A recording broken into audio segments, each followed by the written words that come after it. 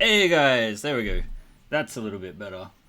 Make yourselves known in chat. I am your host, Ben, creator of the Starship 4 Chimera Kickstarter campaign. Tonight we are going to sit and have a Maya session together and hopefully get some design work done.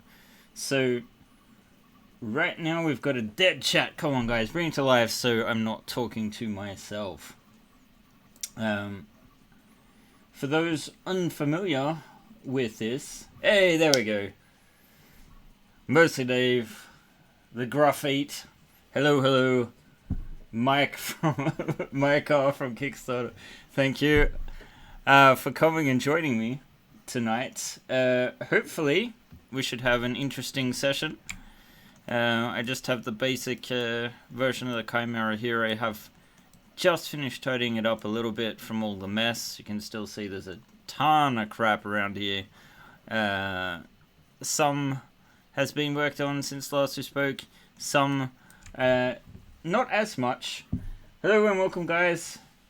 Well, the tracks are mostly... No, it's not a suggestion. I'm guessing the tracks may be happening very soon, if nothing else. I think Popular Demand has spoken about that one.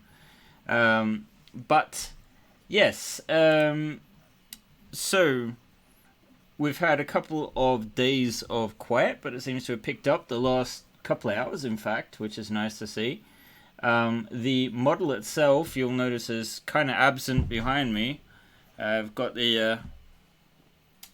well, there's parts of it here. The thing is, it's off with David.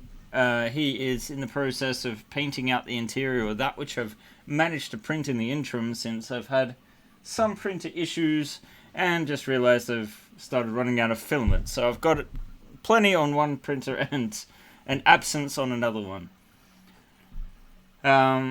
It flew away. What do you mean it flew away? Oh, the ship.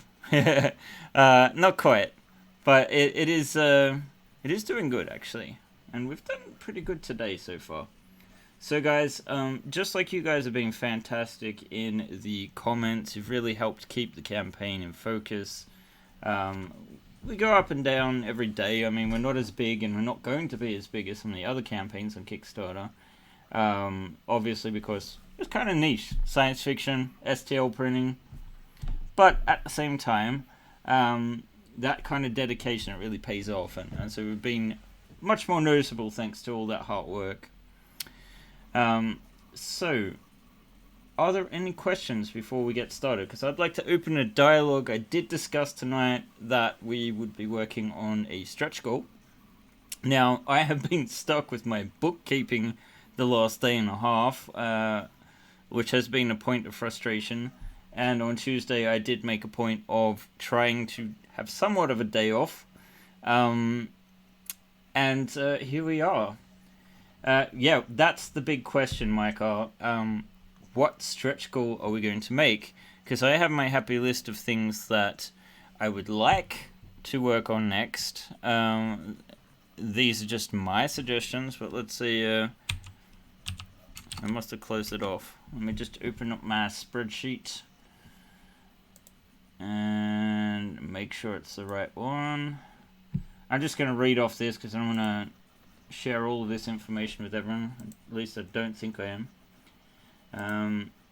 So my top ones at the moment in contention are the Sandcrawler parts, the vertical takeoff and landing engines, more like the shuttle but upscaled, so a different kind of engine as well, a passenger liner model sort of thing, and one to add more windows or window variations. But of course, I've seen some other things suggested. Let's see. What do we got in chat here? Now for us Stompy Robot people to convince you to make the Chimera taller to prevent 1 to 60 scale battle mix. I thought... Hey, welcome, mate. I thought already it wasn't too bad. Oh, I might have one thing to show you guys, if I can take a picture of it.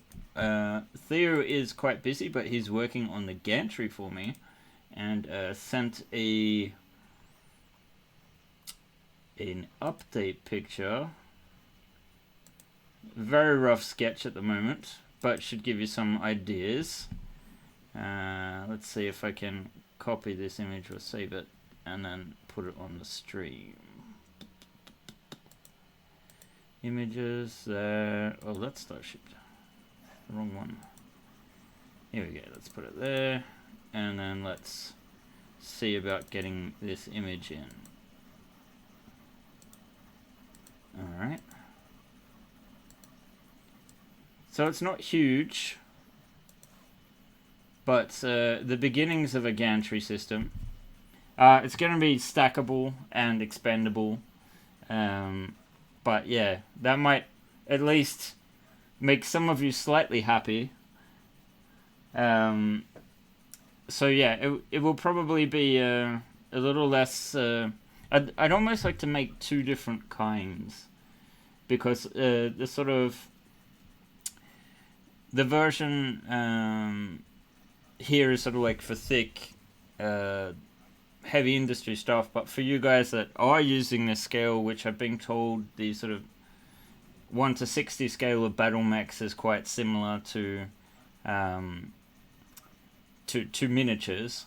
So I'd like to do a slightly thinner version as well to sort of represent that change in scale, just to accommodate some of the regulars, you might say, on the Discord. Let's see. Liking the sound of the gantry, by the way. Well, there you go. There's the start of it. So it's basically going to be on rails, and I'm hoping to make it as functional as possible. So we shall see how that goes. What else we got? I like the idea of a luxury cruise liner. I have visions of Fifth Element ship siege. Everyone wants the ship sieges, but the problem with these things is they're too hard. Or not too hard, but it's a lot of work to make a breached airlock and make damage tiles. Like you guys saw, I didn't get very far in an hour last time. You haven't found the Discord channel. Let's fix that straight away and dump it into chat. Let's see. So we've got the invite thing. Let's see. Sharing. It must be here somewhere.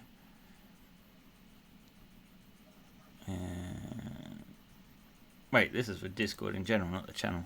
There we go. Server settings.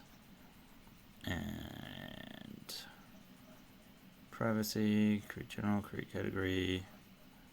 Seriously, where is this? Let's go to the overview. Overview and... Seriously. Invites, there we go. Finally. So let's see. Hey, why is it hidden? That's odd. Oh! I know why. I got streaming safe mode on. I will just go back in there now. Unless someone else has done it.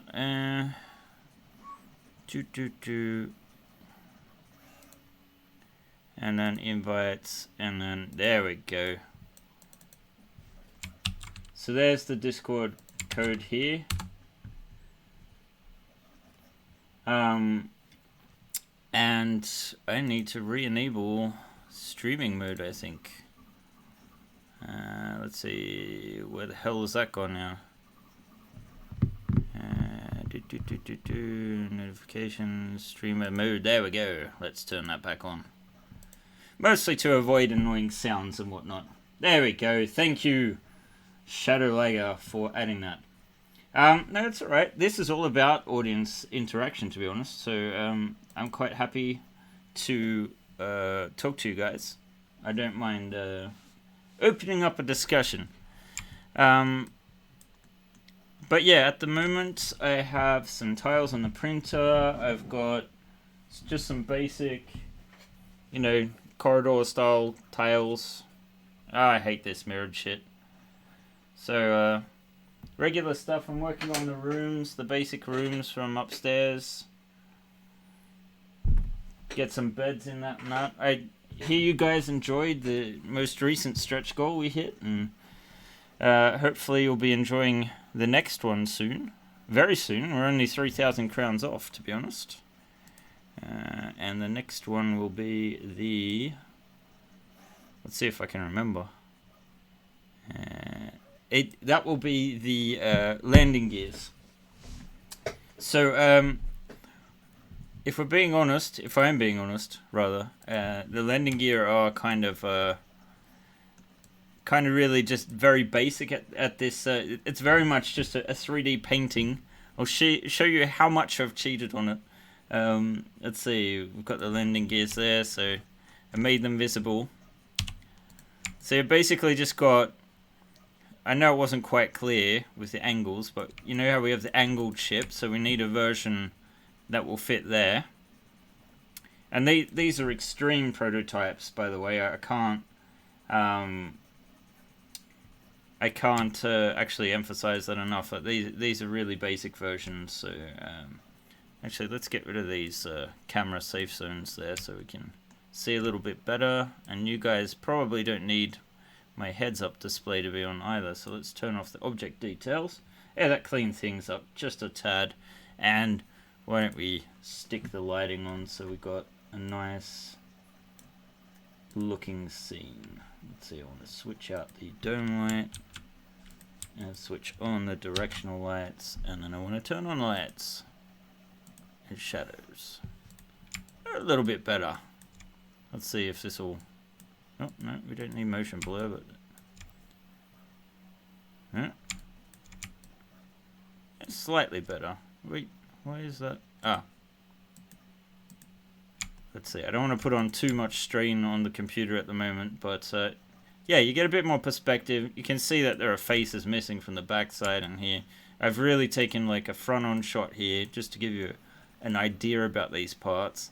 So this is basically the equivalent of your standard like side section, because here you've got your standard landing gear, right?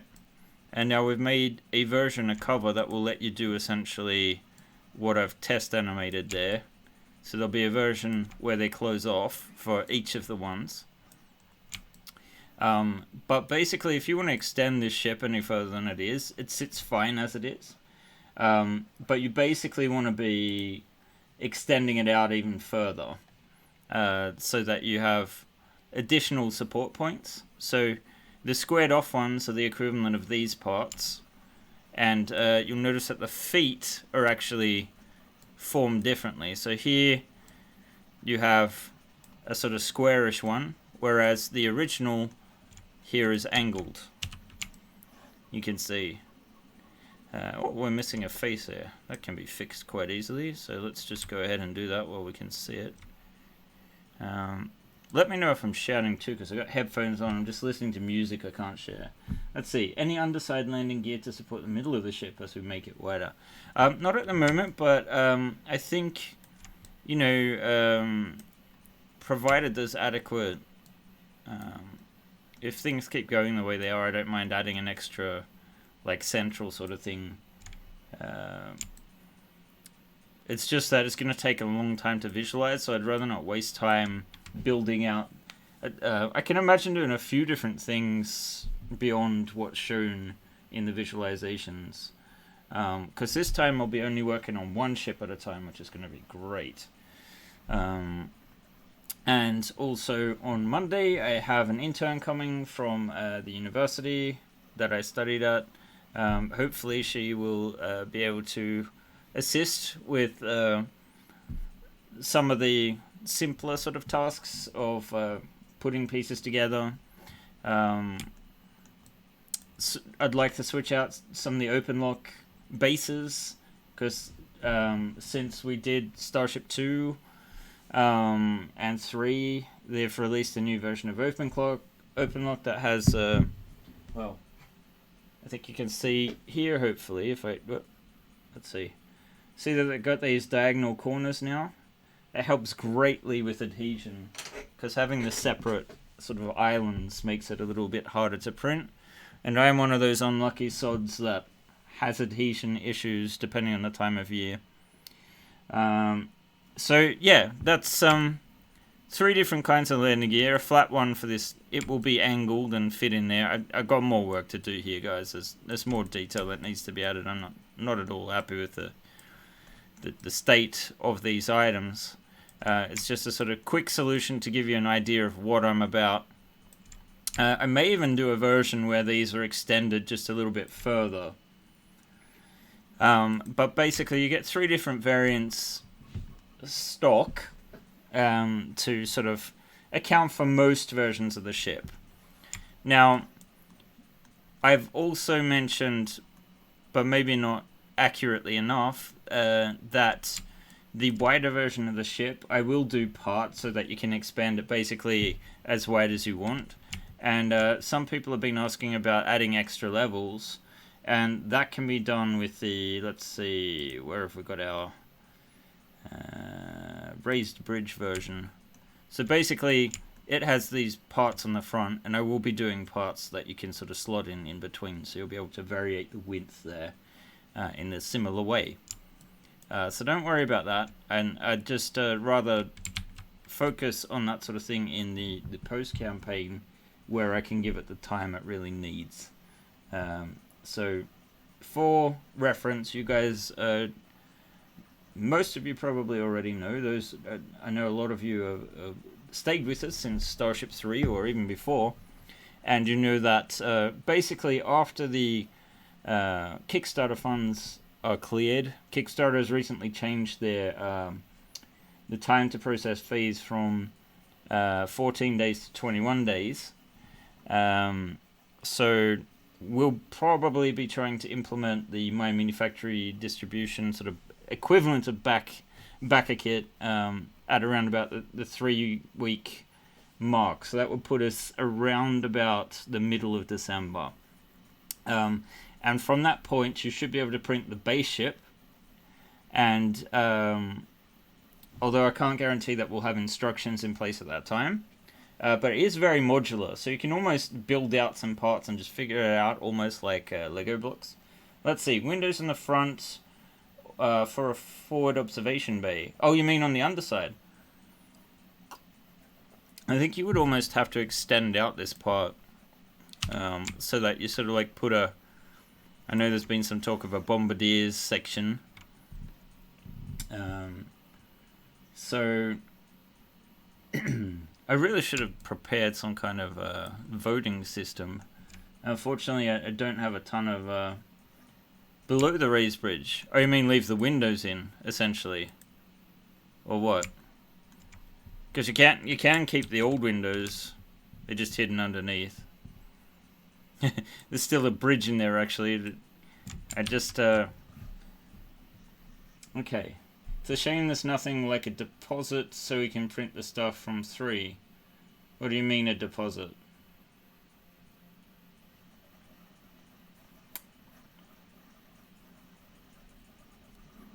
Like a lay-by or something? Like, shame there's nothing like a deposit so we can print the stuff from Starship 3.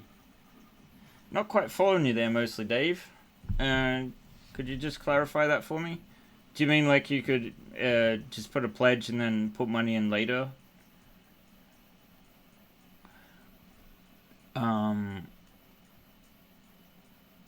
So we can print the existing stuff now.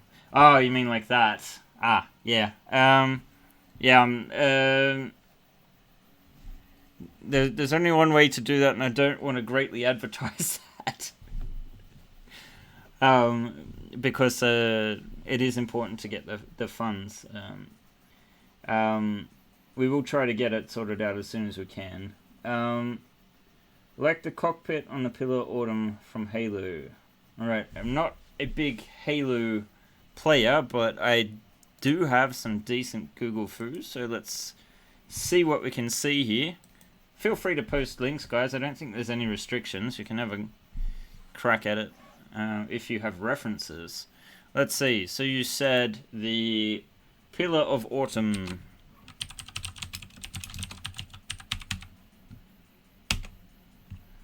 Let's see. It looks very alien-esque. Like the cockpit. I assume you mean the bridge. So let's see. There is.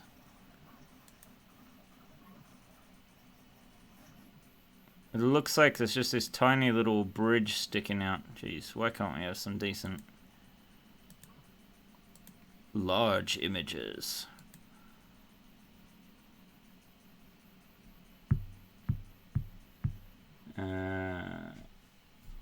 Well, the thing is, we can't really send out anything until we have the funds cleared. It's just a simple case of, you know, Kickstarter. I mean, they got to make their money somehow, and they take a fair chunk in processing fees. But I assume they make a lot on the interest holding the money for a couple of weeks. So don't blame me. It's Kickstarter's fault. All right. Yes, the bridge. Is that the thing at the top jutting out? Let's see. We've got a copy link address. Let's see.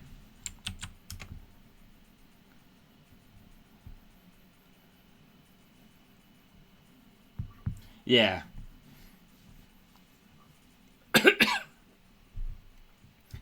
Another question about the breaching pod. If I'm going to be honest, a breaching pod, I like the idea of it. The next ship is essentially going to be very expanse focused, and I think it's a good fit for that campaign.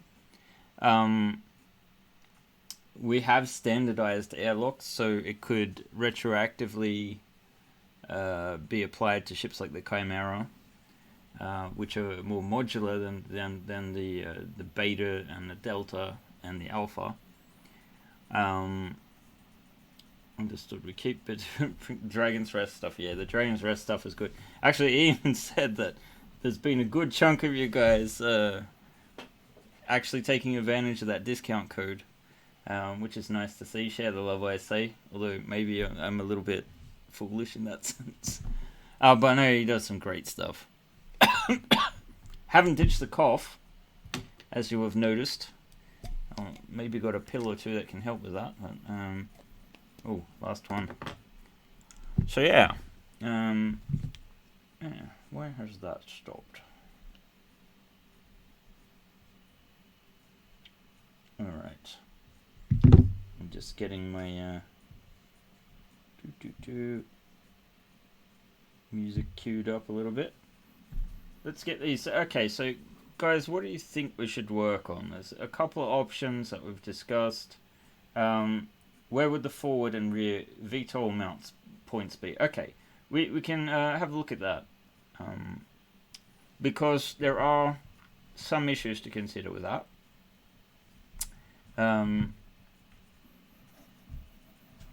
Yeah, the Scarab's pretty cool. Let's see. I would like to listen to some gunship, please. Where did it go? Home. There we go. Gunship radio. Shuffle play. Alright, excellent. So that should keep me occupied. Yeah, the Dragon's Rest is another Australian-based sci-fi themed STL guys. They did this awesome outpost. They've done this awesome vehicle kit. There is a link on my Kickstarter campaign offering a 20% discount. They kindly obliged when I broached the subject of doing a cooperative thing. So yeah, let's look at where these engines would go in theory. I'm just going to turn off the raised bridge. So we have a few issues in the standard model. One is how to centralize the engines. How big will they be? I would be, if the airlock wasn't placed here, I would be inclined to stick the engines. Yeah, I think it's gonna have to be in these angled sections, to be honest. Not too far away because you don't want them to jut out too far. But yeah, basically now obviously this isn't a good match really, but if I duplicate up the engines here, so we'd have them here somewhere, And that would put them roughly... Now this is quite ugly, so please forgive me. And let's rotate that. I'm just going to turn off some of these features so that we can get a little bit faster operation, hopefully. And we want to center that. So you'd have something roughly, yeah, I'd say you'd have it a little bit higher, like more centralized than what it is here. And that would put your secondary motor around about there, so that's where we'd be talking. Today, prepping for the assembly line needed for the Chimera. Haha. What printer did you get? And is it a kit or is it pre-assembled? I have my printers going in the background, hoping the filament will last, although that's a bit... 53 minutes, she'll be good. She'll be good. So yeah, I'd probably go slightly larger with these engines. But then you have a few complications. Like, okay, when you turn them, if they're both on this level, now that's going to work for most versions of the ship, because the angled bottom, this is actually the center. I should move in a little closer. I might just... I won't hide that stuff yet. I will turn off the shadows maybe just momentarily. Can see the performance increase here. Let's see. So will the VTOL be rotating like a drop ship kind of thing? Yeah, of course. I mean, there's no point in doing VTOL if you can't turn the engines to actually propel your ship. Although, if they were pointed that way, it would essentially turn the ship into a sort of G ship, using G-force or gravity. 2 and the 3 pros, okay. And I'll make a select 3. Yeah. Oh, well that's nice. You're prioritizing ships over printers. Instead of cylindrical energies. Yes, we talked about that. And in fact I still have the art up here somewhere, so I'll see if I can find it. And it was here somewhere.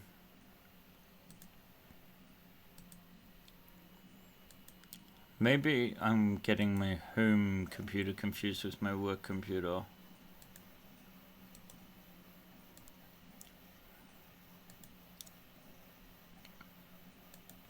Of the suggested things, I must say the VTOL engines are probably easier to get into. Let's see, maybe it'll help too if I close off this one. Okay, so I can't find the image of the engines, which is a shame. But basically, yeah, they were these sort of blockier ones, more anime style. Everyone wants a railgun. Can VTOL mounts be reused for other options later, like a huge railgun? I mean, I would probably be inclined to use the same scale as turret mounts, because that way, if you want to put a circular airlock or a turret in place of the engines, you'll be able to. So I don't think you guys are going to argue with additional turret placements, right? Right?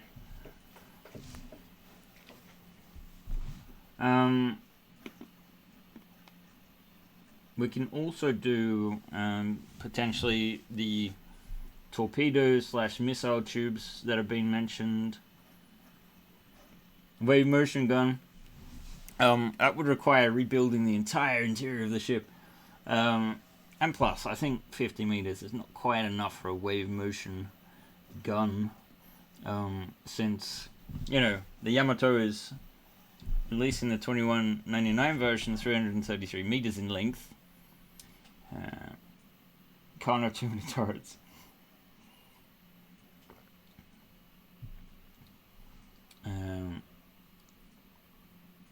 Alright, so what do we have? Some more printer talk. You already had Prusa Minis? Zoomer 1? Is it Zoomer 1? The font size is abysmally small on this thing. Maybe I can widen that. It doesn't help with the text size. Oh well. Chat settings. Font size. Come on. My old eyes don't work. Set font size. There we go. Let's try that. There we go. That's a little... I'm going to set it to 14. This is only on my end, not on your end, so I can see. Yeah! Zoroma. That wasn't Zoomer at all. Zoroma. Okay. Let's see. Is this not more of a transport? Yeah, it is. It is. But, you know, it could be a Q ship. Although hiding weapons is a little... I'd love to in the future be able to do a retractable turret, but basically I think you'd need the giant turret setup to use it. I never say no to something unless I know obviously it's going to be difficult. You need a 3D printer to print more 3D printers. It's a classic issue. The tracks are an option people have been mentioning. The Sandcrawler variant. Oh, nice, real winner. So, essentially, you guys will have to keep an eye on the campaign because I don't have it up at the moment. But looks like we're at 347, 758. So we're nearing that stretch goal. The next one will be at 390. And yes, why don't we try and figure out what we want to do? I'm going to have to check out this on a Harrington series because someone has, well, a ton of people have been mentioning it and bringing it up. So I definitely want to do some side weaponry as well in the future. Like, I think, because you can use this ship for anything, really.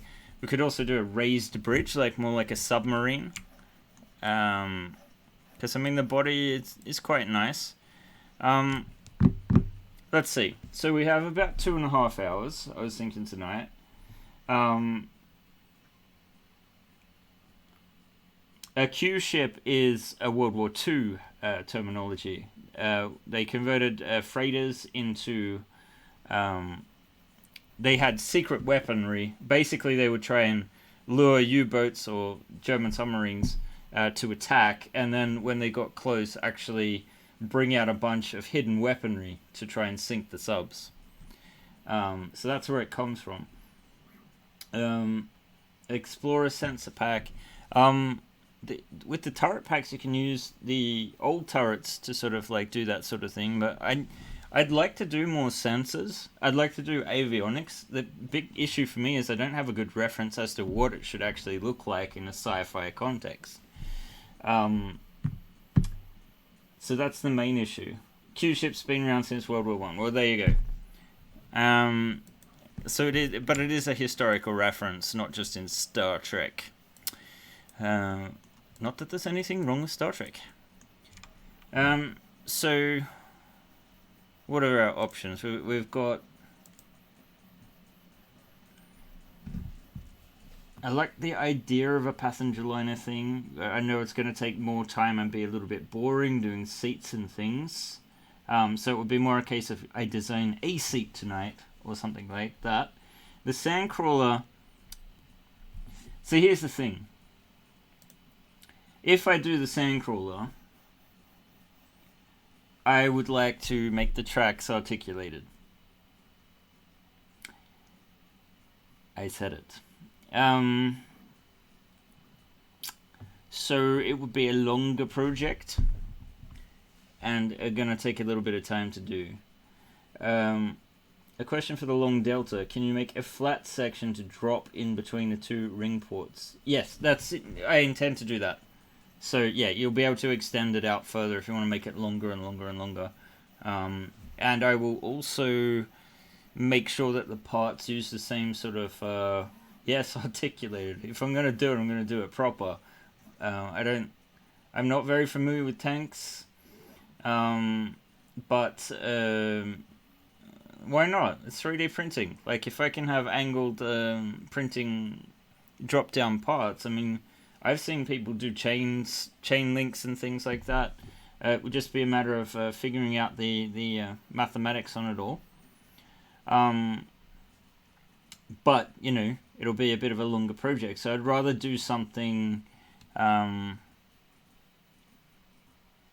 sensible.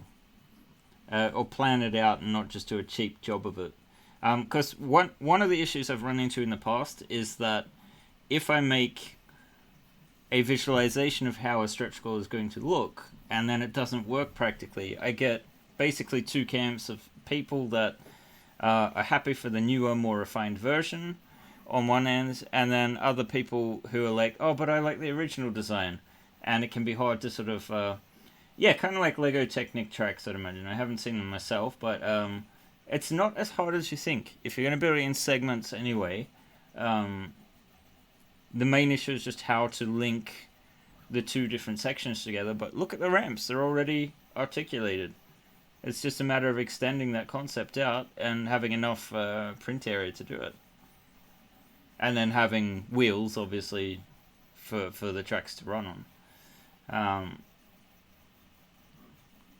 Okay. Let's see. I'm trying to read the chat here. It's nice to see so many of you guys. Why did I close that off? I can't see how many there are.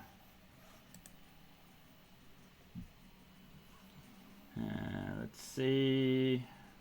23 of you. Wow. That means it's even more, actually. So great to see all you guys. And the chat is nice and active tonight, so... yeah, exactly. You've already found something on Thingiverse. Let's take a look at that. See? Completely possible. So, why not, huh? I'd just like to put a little bit more time into it. So let's get back to here. Let's see. Track servo driven. What you do on the inside of your Chimera is up to you. Wondering for the... Okay, hang on a second. You might borrow from an open source project to make space for a motor, or make it something the community to tie it in. Yeah, normally the so all of the parts come with a non-commercial printing license. So basically, you can print whatever you need for yourself or others, as long as you're not making a profit. Essentially, that's the gist of it. I don't want anyone mass producing things without knowing about it, and without sort of like we have a Patreon license that is relatively cheap if you're serious about mass producing things. Oh, not mass producing, but selling items. But yeah, the launch tubes.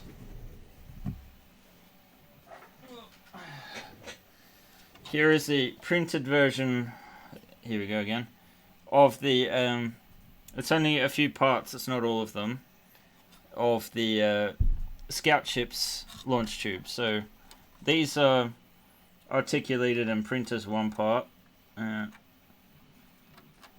So these are quite submarine-like. They could fairly easily be repurposed to work on the Chimera. They're 3 wide at present. Oh, shit. Gotta be careful. So, you get the gist. So we definitely have a good base for those to start with. There's that damn cough again. So, sideways launch tubes could also be something to look at. Or like I mentioned last time, I'd like to do the laser lens things. I think we need to get together a list of things so we can work on.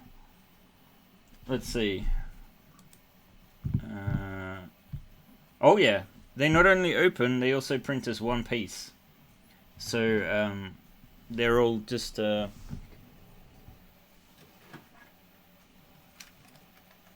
me get one off.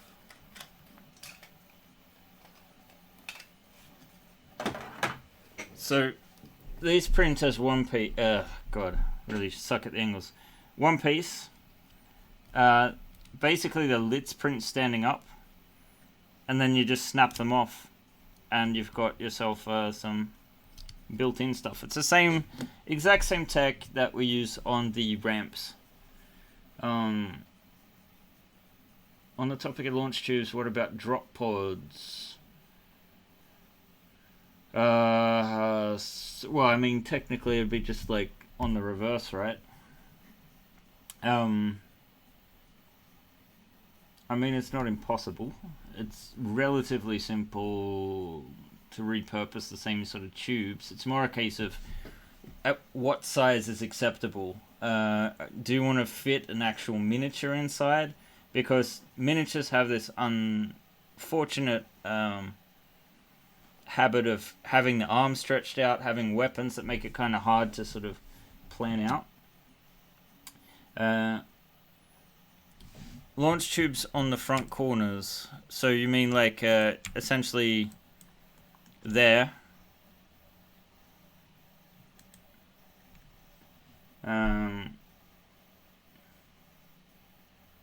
Oh, thanks, mate. Have to drop out for a while, but we'll be back. All right. Well, why don't we try and get some votes on these things? Let's see. The options. The options is basic previs of tracks, Sandcrawler. That's option 1. Then we have option 2, which would be VTOL engines. And I think we could get pretty far with them, actually. Option 3, we do some side weaponry.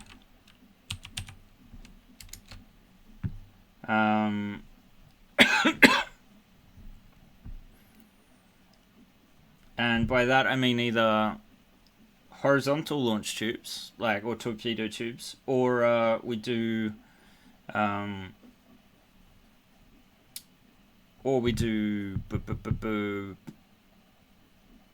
laser lenses or something.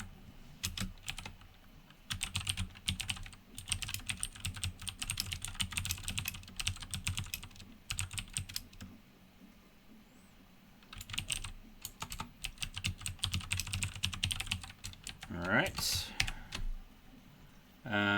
And 4, we do some...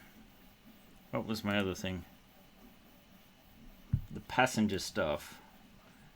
So let's say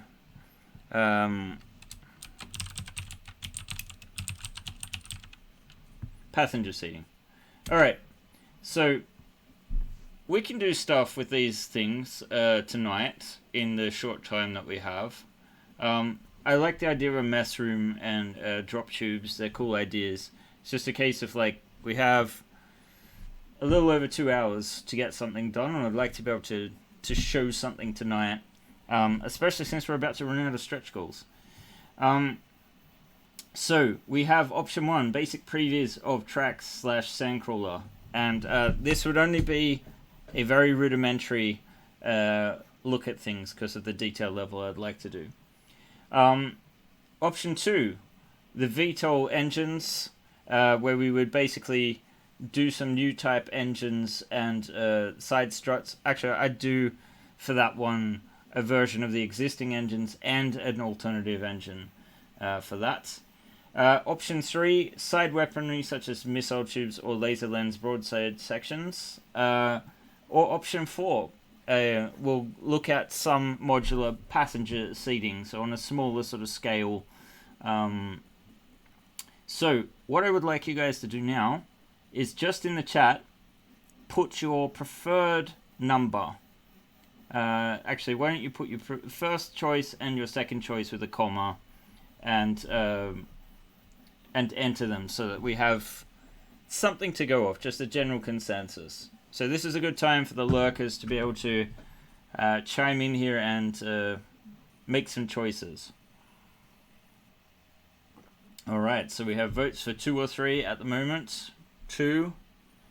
1 in general, yeah. VTOL and the weapons are looking good.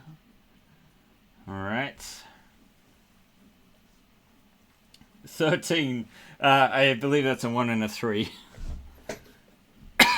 Grammar matters. Let's see. Alright, I'm seeing a lot of things here and a lot of people chiming in, which is nice to see. It's always nice to know you're not just speaking into a vacuum. Alright. Well, that's at least 10 votes. A laser lens. Okay, I can show you a laser lens. There you go. Those are laser lens arrays from Gunbuster.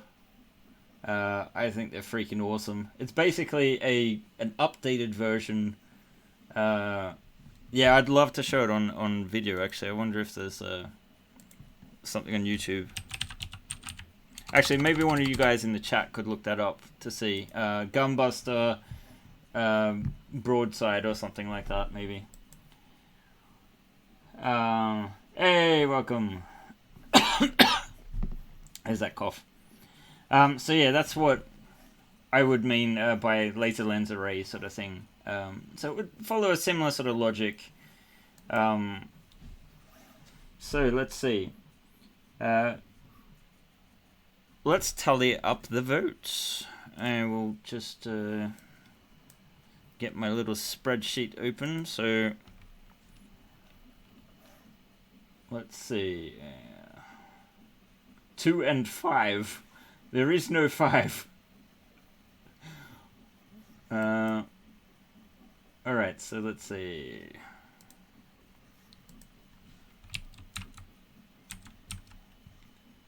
Let's see. The ones. 1, 1, 1, 1.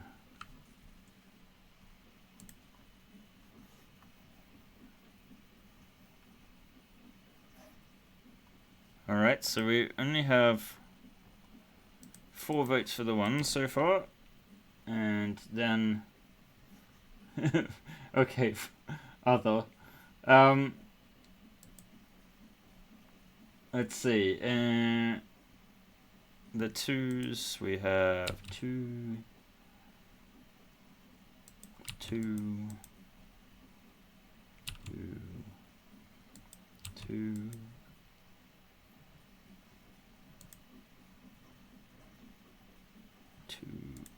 5 so far. 6, 7. And now the 3s. Let's see.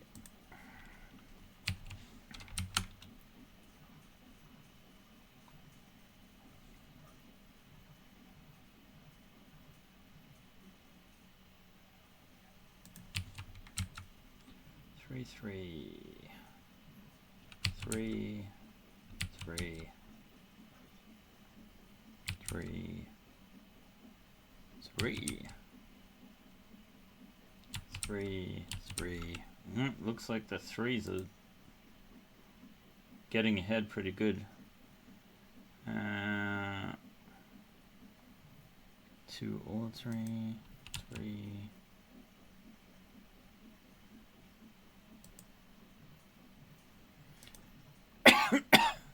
Sorry about the coughing, guys. It's just sticking with me. Alright, I think that's it for the 3s, and then the 4s. 4. 4.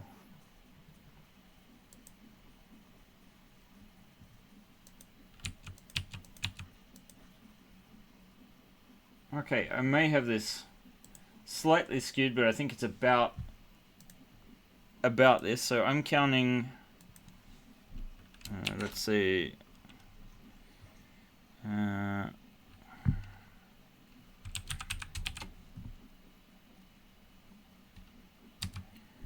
counting 4 1s, 7 2s, 9 3s, and 5 4s.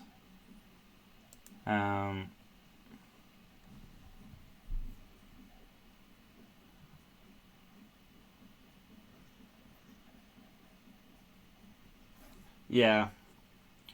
So it looks like we've got some kind of side weaponry. Does a -3 count? No, it does not, I'm afraid. Majority rules here.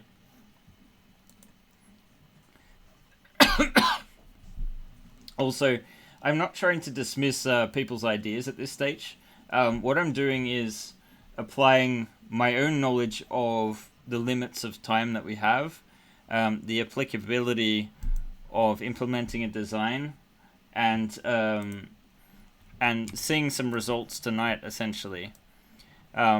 So it looks like the side. Okay, and let's catch up on some of these.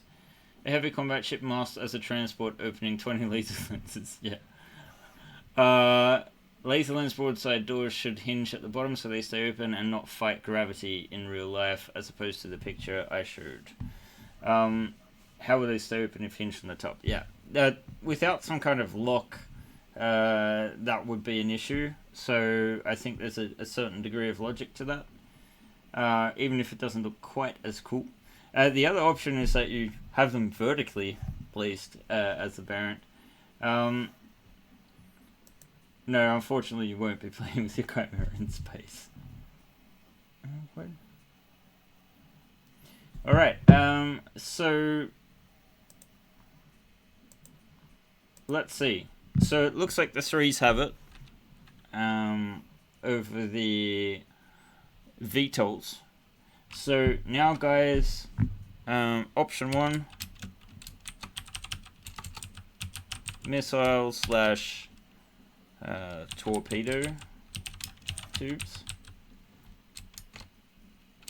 or 2, laser lens broadside array.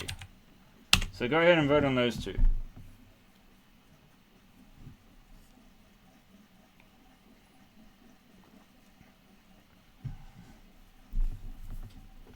And maybe I will start importing these things.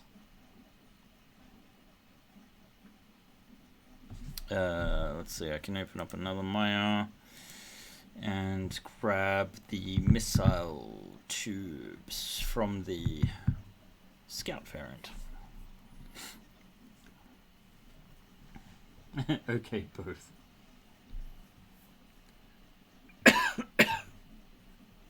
Yeah, that sub-reactor was really cool.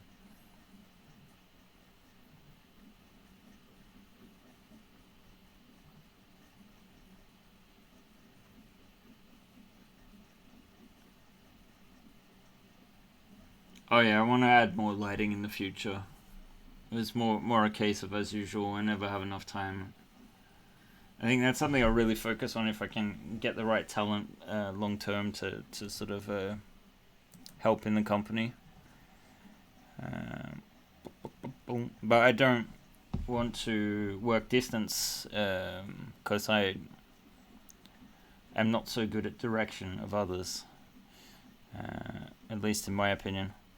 And let's see, I want the Scout printable variants to open up. Speaking of LEDs, what was the name of those lights in the controls? They're called Grim lights. I can maybe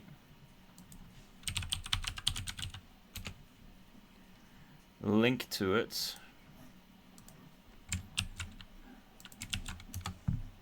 There we go. They are quite small. Okay, well, of those votes, Zaroma, I'm sorry, the -3 still does not count. So it looks like we want missile tubes. So there's a few things we can look at. Let's see, maybe I will just switch over. Oh, this seems more messy than I would have hoped. But it will help illustrate. Oh, horrible lighting. Whoa, what happened there?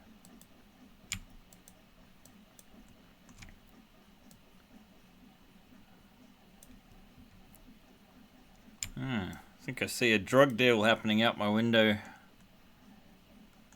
Suspicious that there are cars here on a Thursday night.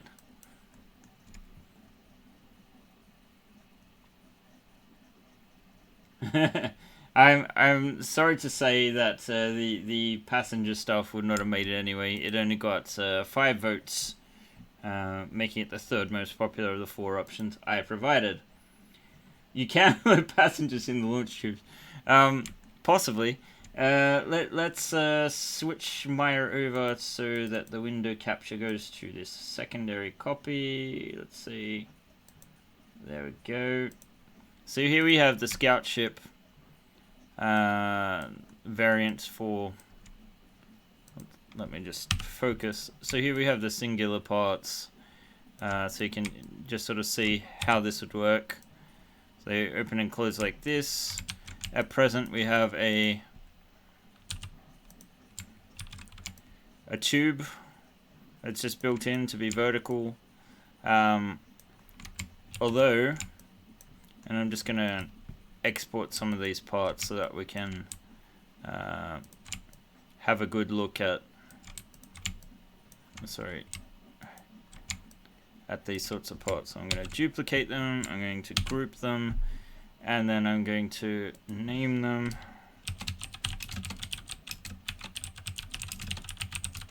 And then I'm going to export them probably as a Maya binary, just so I've got it. Let's see, in my temp. I don't think you can see all the windows. Let's see. Take a phone charger, end a ship, then the induction supply LED wirelessly. Huh.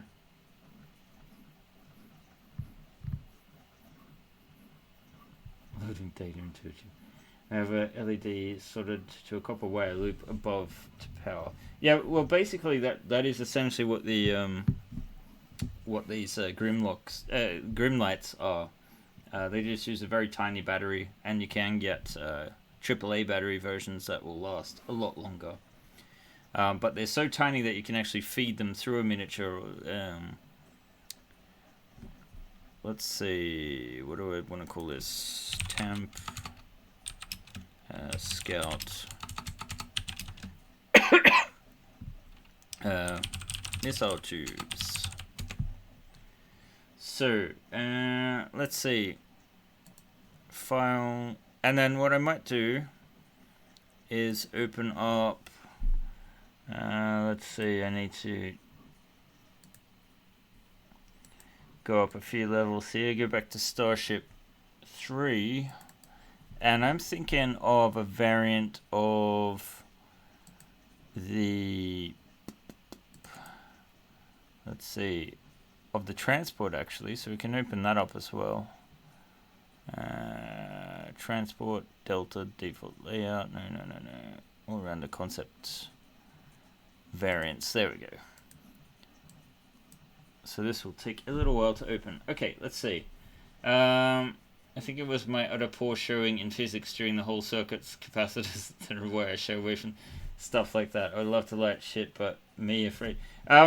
This is really simple stuff, to be honest, but I'm in the same category. I managed to wipe out 2 or 3 lights by having magnets too close to them. Oh, damn it. Let's see, that one's a reference. And that will be in Starship 2. Scenes. And then what reference did you want? Scout ship only. There we go. So this scene will take a little while to load.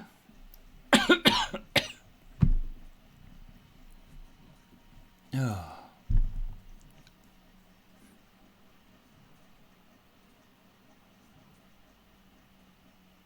Alright.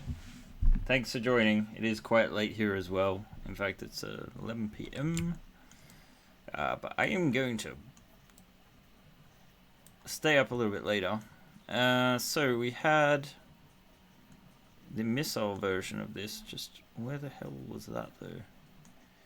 Is it in this scene or is it in a different one?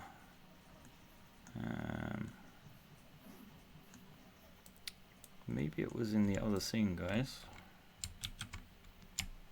We have a missile room variant. Let's see, the stock ship is this one.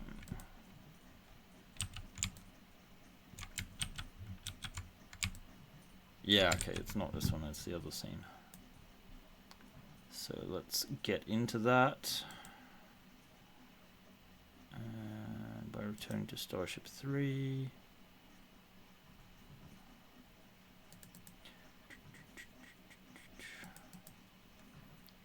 Around the concept. Now this is my definition of a messy file. Let's see. I wonder if the missile pod covers could be square plates that align with plates on the primary ship hull. I mean, you mean to have a Q ship sort of like hidden stuff. We could do like some fake covers. Actually, I'd like to do some variations of the plates, to be honest. See you, Michael. Oh wait, no, you're just saying bye to other people. You can print a core to wrap copper wire around the core, and then you can link to LED. Okay, right, yes. Just realized you started early. We had a time change last weekend. Yeah. So did oh right, in Britain, maybe. I think Britain changed a week later. You can see this. This, guys, is a real mess in here. It is not the version with. Although we could do that, actually. Why don't we open that? Let's see. I know I've been opening a ton of things, but I was thinking maybe you guys would prefer to see the Delta Long version. Because it is basically this scene with a few mods. Oh, I hid all the shit though. Oh well, we'll take a quick look at it. That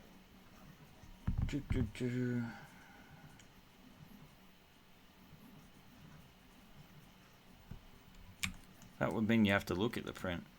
So, yeah, I wasn't quite happy with how this ended up. It still is a little bit of a sort of stretching. I think it'll actually look better if it's even longer than this. So basically this will just come in sections, and I'll make a bridging section so you can essentially just expand it 1 or more tiles. And the same with this back section, that we just sort of pull it out more. So hopefully that looks a little bit more broken up than it did before, and it'll look even better later. We could possibly stick a turret port or something there. But yeah, the underside isn't really done yet. You can see it's a mess. The interior hasn't been done yet. This is all stuff that needs to get done. Like, fully converting this model and making it work, we're probably looking at 3 or 4 days of actual work, which is why you only get the very simple stuff in the visualizations. But let's go back yet again to this other ship and look at the missile room. Because why start completely from scratch when you've already got a good base, and you can also make things slightly more compatible. So let's see. Damn, the missile tube isn't in there either. Could it be in the... Could it be hidden somewhere? Let's see. Missile. Oh, that ain't looking good.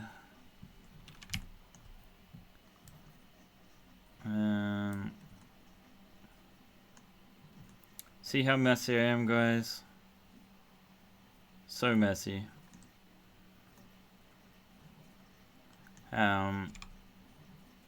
Okay. Backup version, we just import the files. Okay. Let's get back to the scene we all want to actually work on, which is these side weapons. Has anyone used lighting effects with the ships? If so, what did you use? You mean for my ships? There's a link a bit further up in chat to the Grim lights that I've used. Wait, what am I doing? I already have this open. I'm an idiot. I've got 2 copies. Let's see, if I close this, it should hopefully find it again.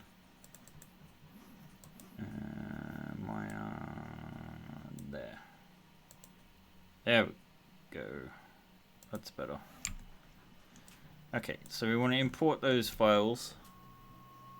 It looks like one of my prints is done. Nothing too exciting there. Let's see. Let's go and import the files. Unfortunately, you guys can't see the menus when I open them up. But let's see. We went temp, and then we had scout missile tubes. So let's get them in here.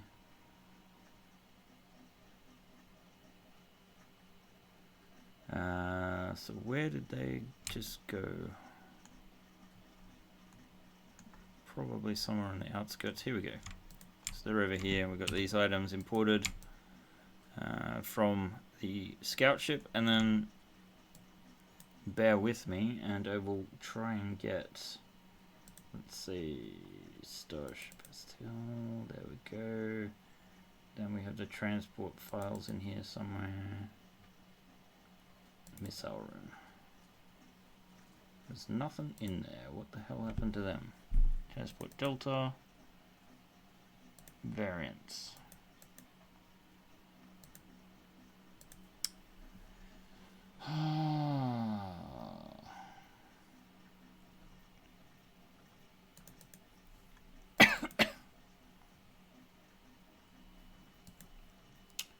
Yeah, Starship 3. Transport interior. Variants. There we go. And then missile room. Oh, just can't see this. That's the STL version now. I want the... Alright, let's just... Sorry for the boring part, guys. Let's see... Missile room, missile room, missile room.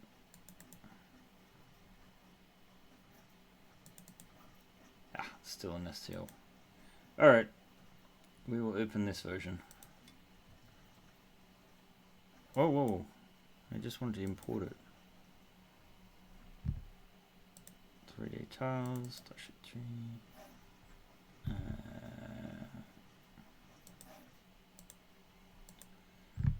So, probably the first thing we need to determine is what kind of size missiles we want to use. Now these ones are sort of larger ones. Scenes.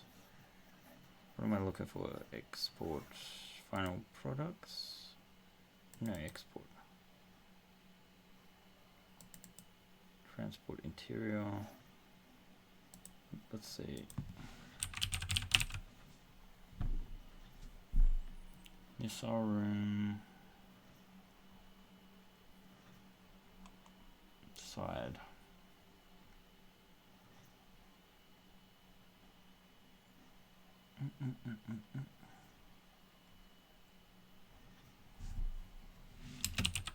The reason I'm searching through these is because I'd ideally like to find an OBJ file instead of an STL, but I've now had to go for an STL.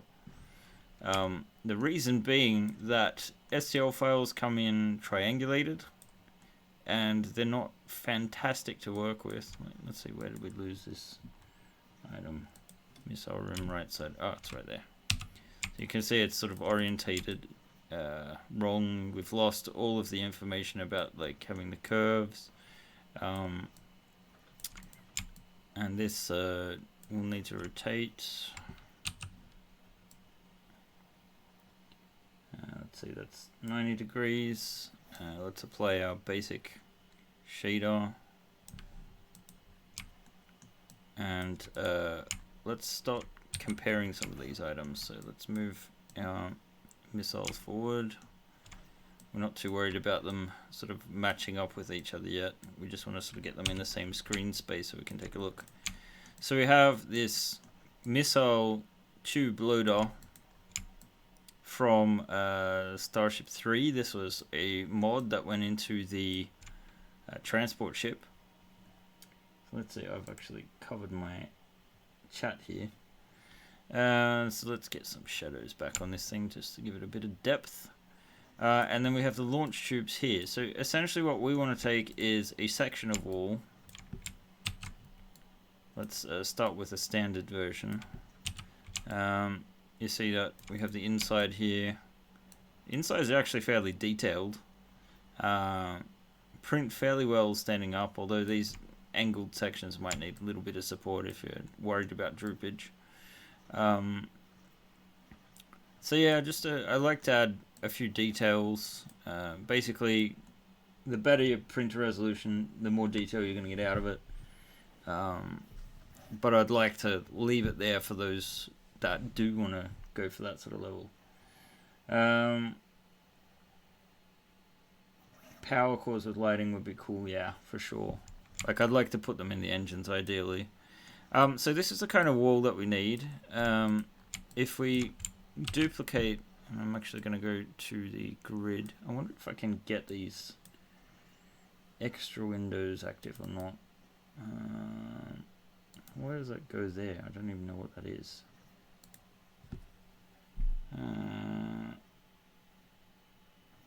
It doesn't look like I've got any other options there, so I can't show my additional screens. Okay, so this is set to 4 subdivisions. So if we look at the grid, you'll see that each green square is an inch. So let's just stick that there. Let's put this down onto ground level. So we've essentially got everything oriented and in place. Oh, damn it, that's not centered. And even worse, it's not 100%. You can see that there's actually a little bit of a gap there. That's just to allow for when you put several tiles together, usually you get some issues. But yeah, say we have these sort of tubes, then we're looking at essentially placing them something like that. So you could have 4 in a wall section like this, which would be slightly larger. Let's see. It's fine.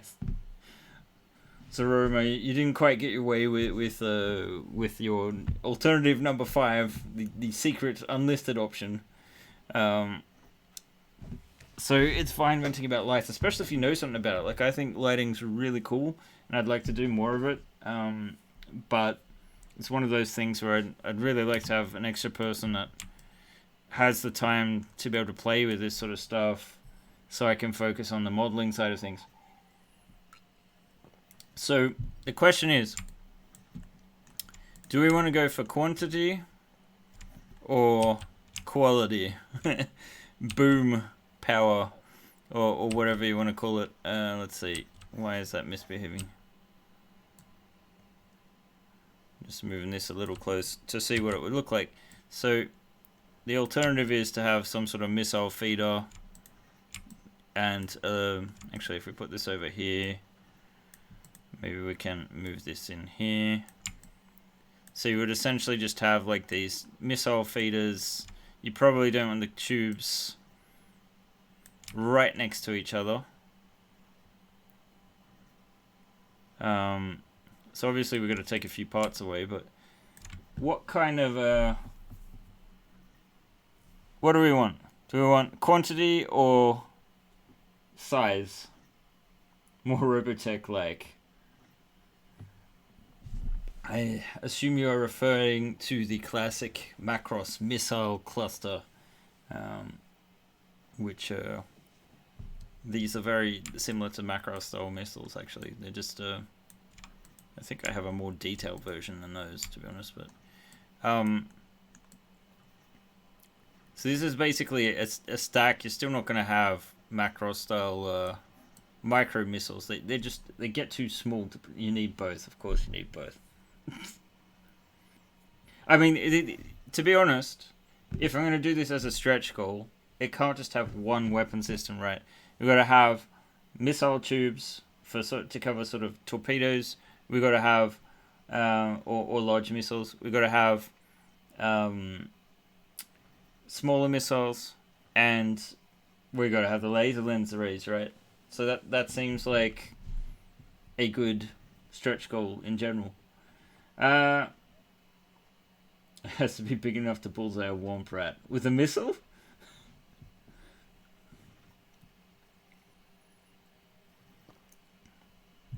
You need to look at the scale of the ship. I mean, either way, looking at the scale of the ship,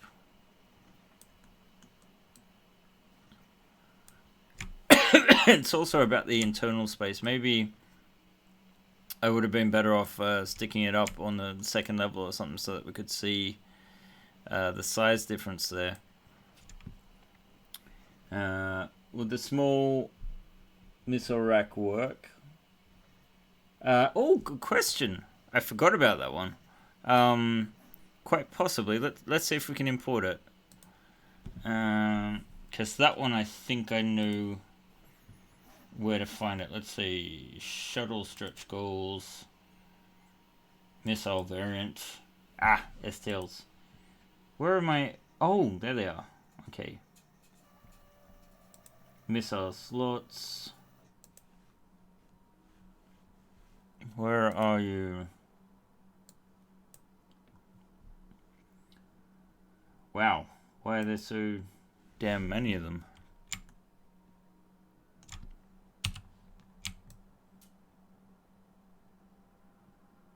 Okay, it was just that part.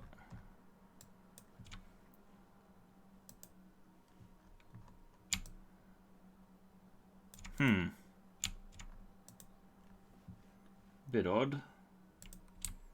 Maybe there's another one to import.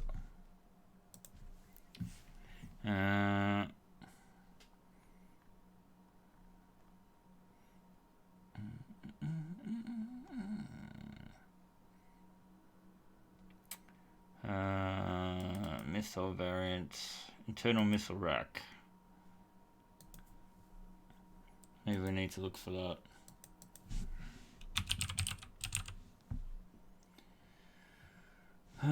Missile room, missile variant, internal missile.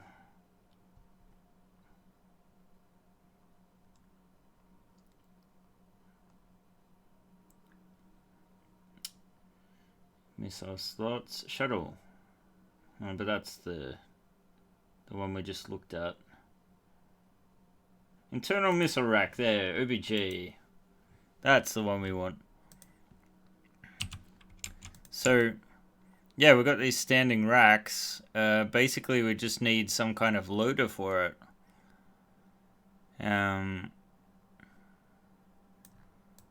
So, that could possibly work. I'm just gonna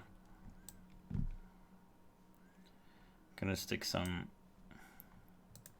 shaders on it, and maybe I'll just group it together so that we can get it in place.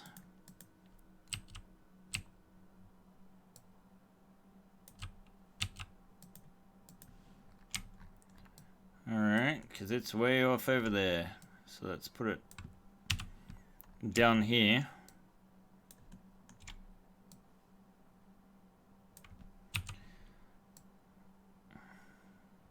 So it's sort of a top feeding sort of thing. Let's see.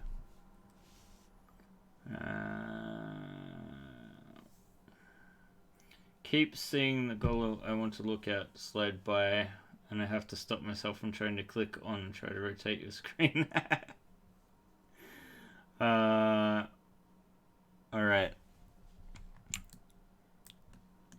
What is it that you exactly want to see? Could they nest into one of the sloped sides of the hull and have small exit tubes? You mean the slanted parts here at the top?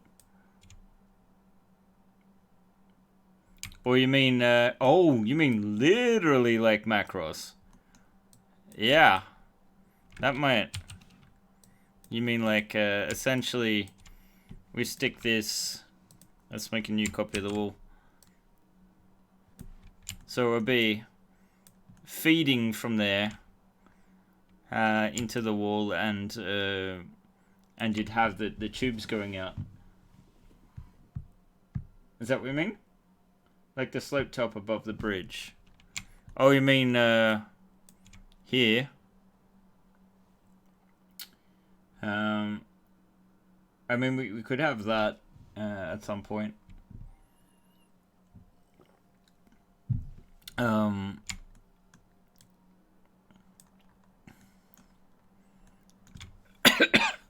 Although that is departing from the side weapons. But I would like to do more with the front, to be honest. To add a few more options. Let's see. Let's go into focus. So that's one way to get them to feed through the wall. Either would be awesome.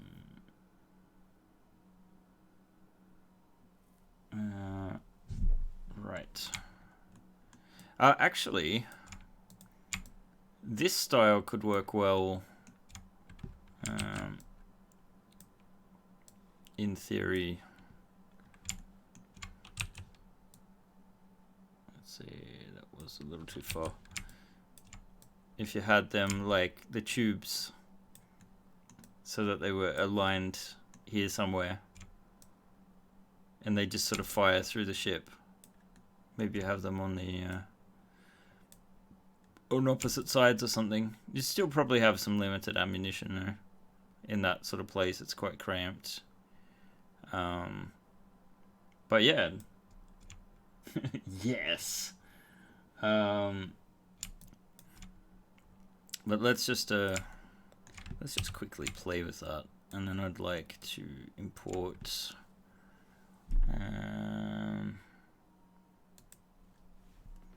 because we have in the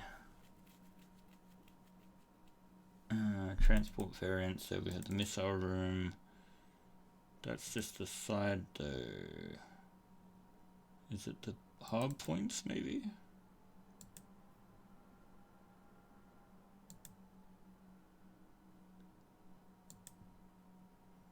Have I not shared?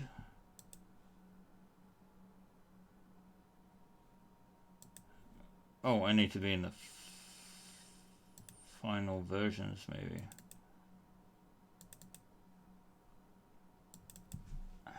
Let's see. Extras.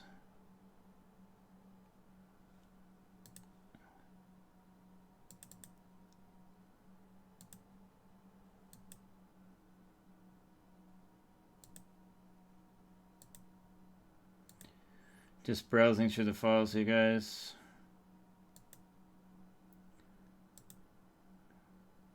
Okay, I think I know why. I appreciate you guys bearing with me. I know you can't see everything. Transport. Final?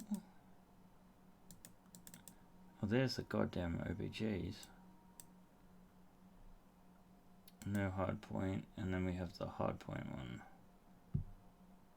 Missile hard point. There we go. This is what I wanted to get in.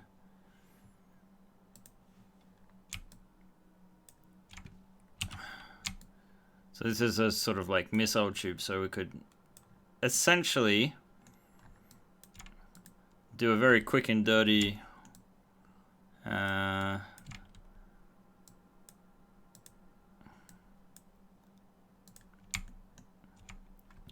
version of this. I don't want to derail this too much, but I think it'll be nice and quick. Let's see. Come on.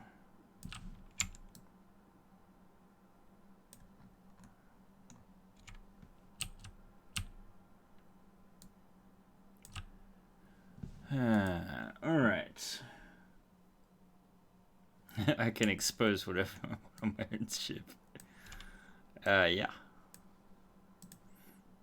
I can and will. But I'm thinking of just the exact positioning of things. So if I just get them separate, and then we take this tube and maybe even just rotate that 90 degrees, and again 90 degrees, so that we can sort of find a spot where it could theoretically be sort of positioned, because we have to think also about how these link together, and that thread goes all the way through, so it's probably better to put it either there or well, we need to think about where the floor is and how cramped the conditions would be. So this is meant to sit on the floor, so imagine that there's also a floor underneath that it sits on, and then I think, to be honest, we want to flip that in the X. Oh. Oh. Did not go well.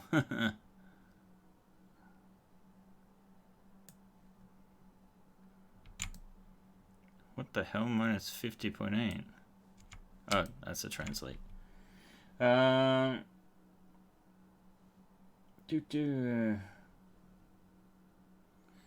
You're having issues with the video? I can try and kill the... I might have a second copy open, yeah. I can kill the other chat. There we go. Maybe that will help a little bit. I'm not trying to play video twice in a row. Could there be curved panels on the side of the bridge if the top is too tight? You mean curved panels on the side of the bridge if the top is too tight? Can you clarify a bit more, Hell Jumper?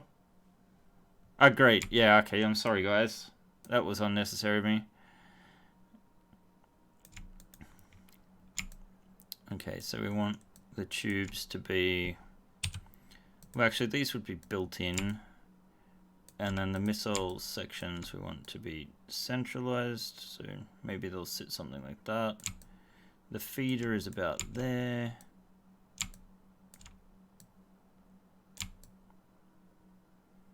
Oh, that is a different level.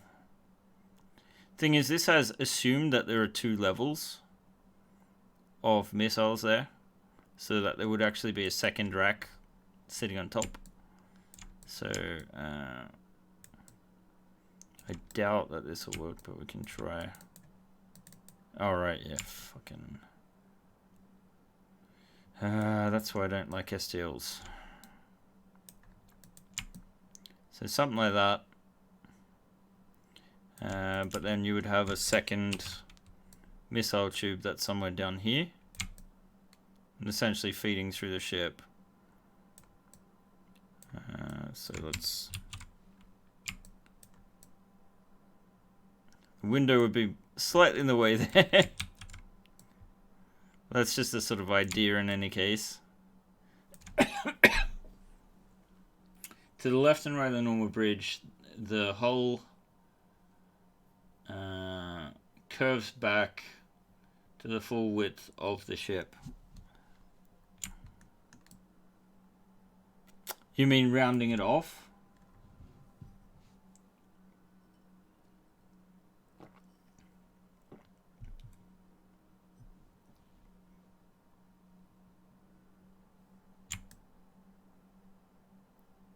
Oh, okay, right. You mean sort of maybe narrow the... You mean if there's not enough room up there? Well, I think we might be better off. That's one concept here, but I think you could easily do it with these sort of angled sections instead, and have quite a bit more room in there. So those could certainly be refined. I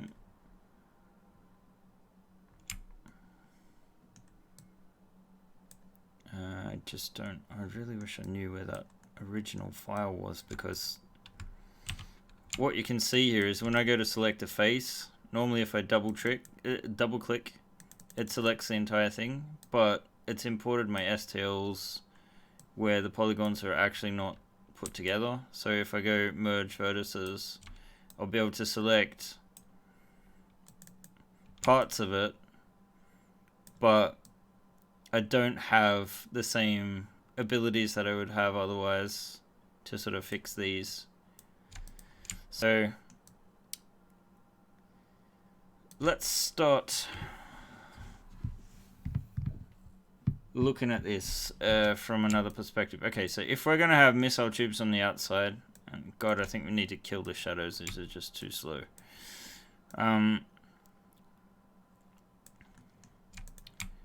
So these... F5 reloaded the chat for you. Okay. Let's see. So, these are feeding upwards normally, and that could work having macro style sort of like outlets on the sides of the ships. But I think right now we were talking about doing side stuff, so let's ditch the panels for now. Just make a very basic sort of... I sort of designed these to be modular so you could switch out the plates. Let's see, I don't think the inside is kept that way, but we're going to need to start with some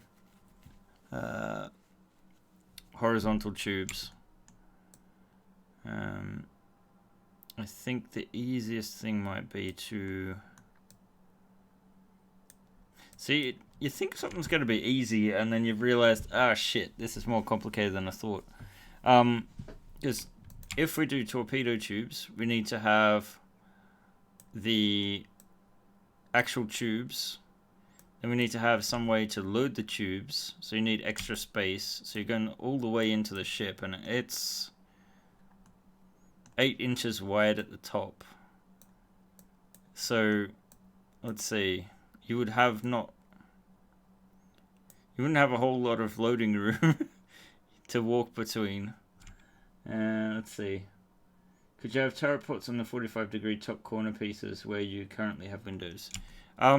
Yes, we could do a variant of that. I was thinking of doing that, just with the standard version. It's more a case of it just puts your turret on an odd angle, and you'll have gravity working against it. But no more than a side one. Yeah, they would have to be. So basically we would get rid of the base here.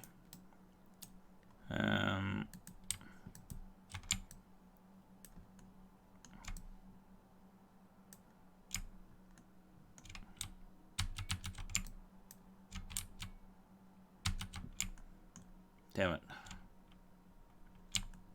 Alright. I'm going to have to try a different technique for that.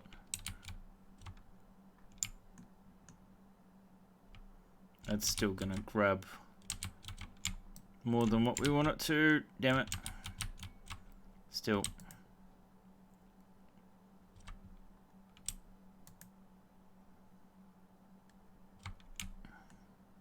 Ah, screw it. We'll go back down to this, get rid of that, and then we'll hit up the corners here.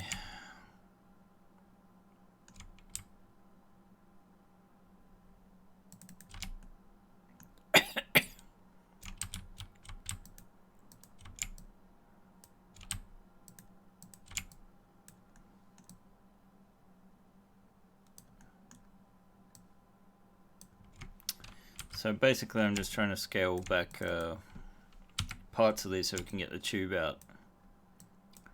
Actually, you know what? It's going to be easier to just ditch this section and then grab these.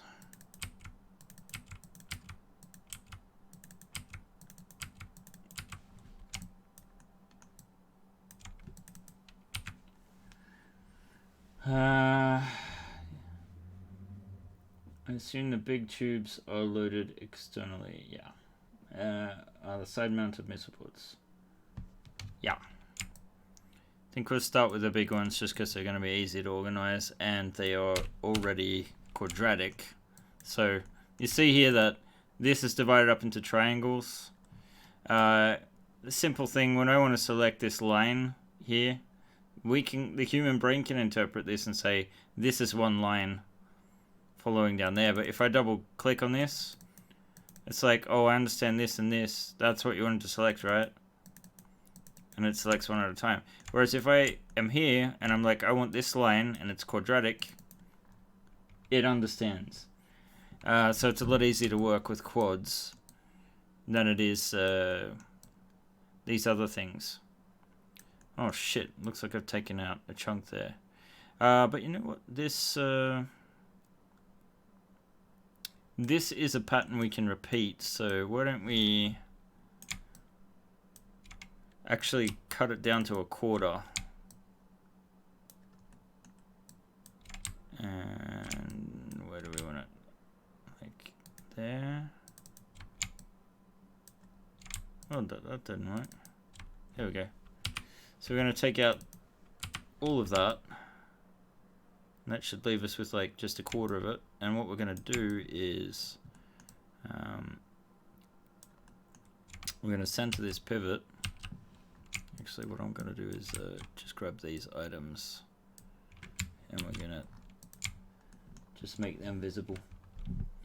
Okay, so yeah, what I want to do is change the pivot point up here. I'm just going to switch to a sort of snap setting so I can move it to where the center of the circle would be. And then I have a duplicate special tool. So I just want to rotate this with 3 copies that are duplicated, and I've instanced them. So that means that when we work on one section, at least in theory, you see that it's selecting the corresponding areas of a different section there. So if we then just expand these, it does it on all of them. We're going to need the grid a little bit more refined than this, so I'm going to take it to 1/40th and then snap back. So yeah, we basically just making this I really don't like that on sort of, I guess it'll hold the missiles in, but yeah, we want some kind of breech loader, don't we? And then where is our missile? We have one here. Let's sort of duplicate this up.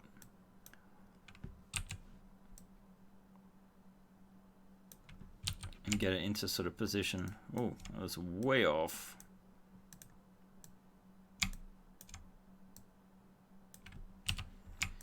So it's essentially going to be centered. And that might actually be fairly level. looks like it. We'll just make it see-through so we can see where it ends. And I think it goes all the way down here, actually. So if it's something like that, pops out a little, but that's because the launch tubes themselves actually give a little bit of cover. And we're going to integrate those launch tubes into the wall a little. So let's... I thought I had that lid. I do. Okay. So let's grab this and work with it. Now, we have a few issues we need to address.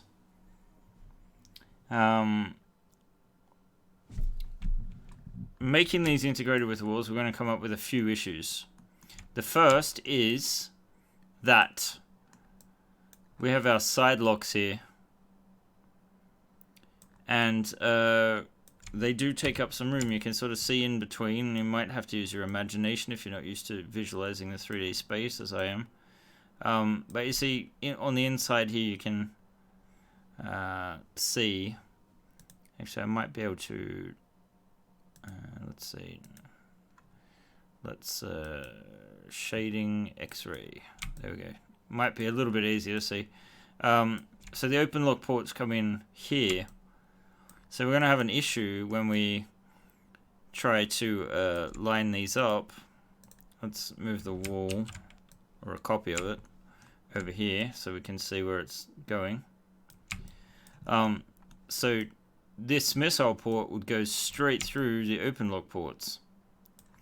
So there's a few options. One is that we have it sort of centered, and it looks like the open lock ports would end parallel to there. So you would just basically have two tubes, one there and one there. And, well, that's all fine and good, but maybe you want a larger number of them. Although, mind you, you're still going to have issues with the storage of said tubes.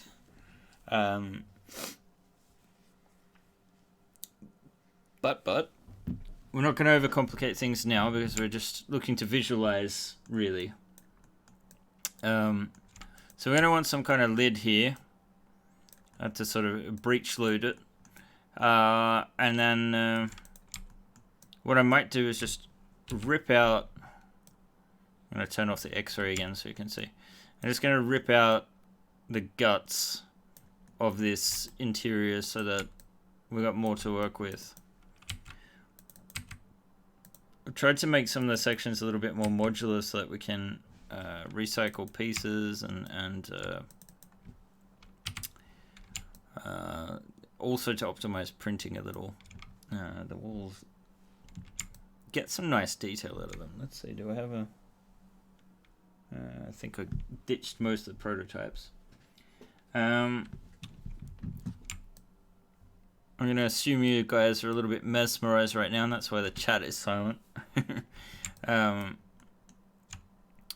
But yeah, I want to make it clear that there have been a ton of great ideas, and I'm not trying to dismiss anyone's ideas. I think they're great. I'm just trying to prepare people that some things take a lot longer than others. As you'll notice here, we're already coming into the last hour. Mind you, that's partially because I've just been talking your ears off.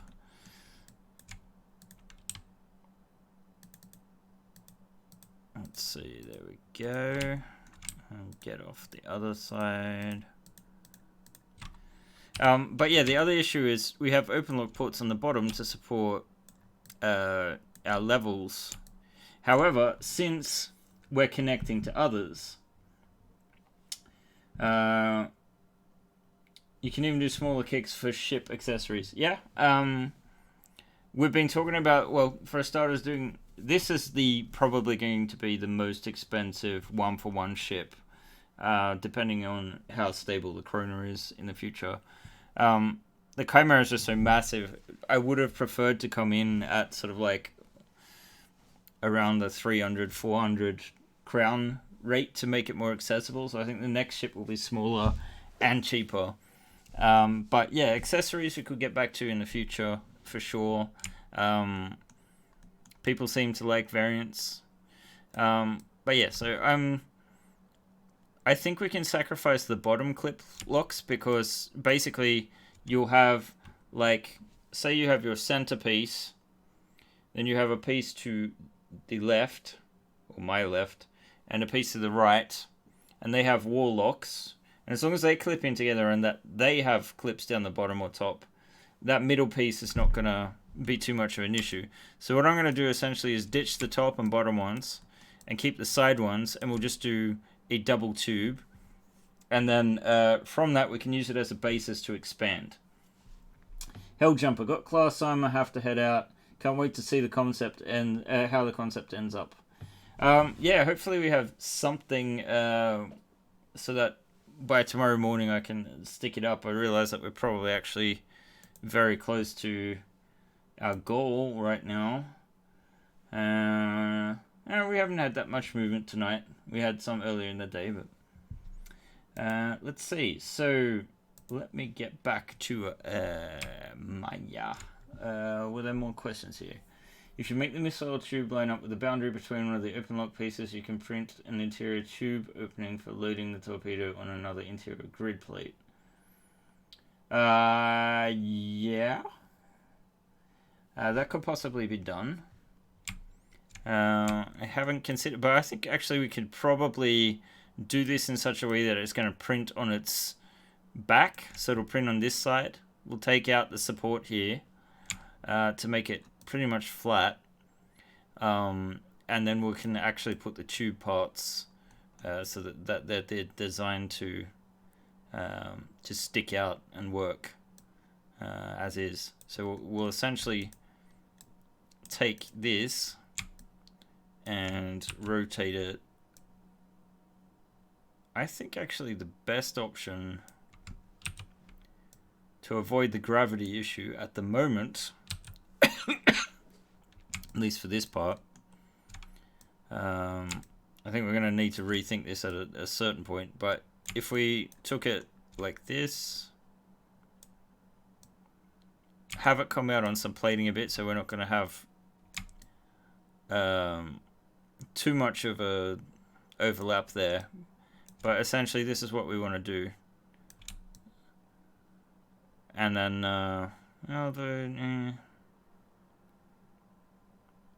could create some issues. It's actually better to have the vertical ones in that case. Like so. Although, here's the problem with top and bottom ones. And gravity. Let's see.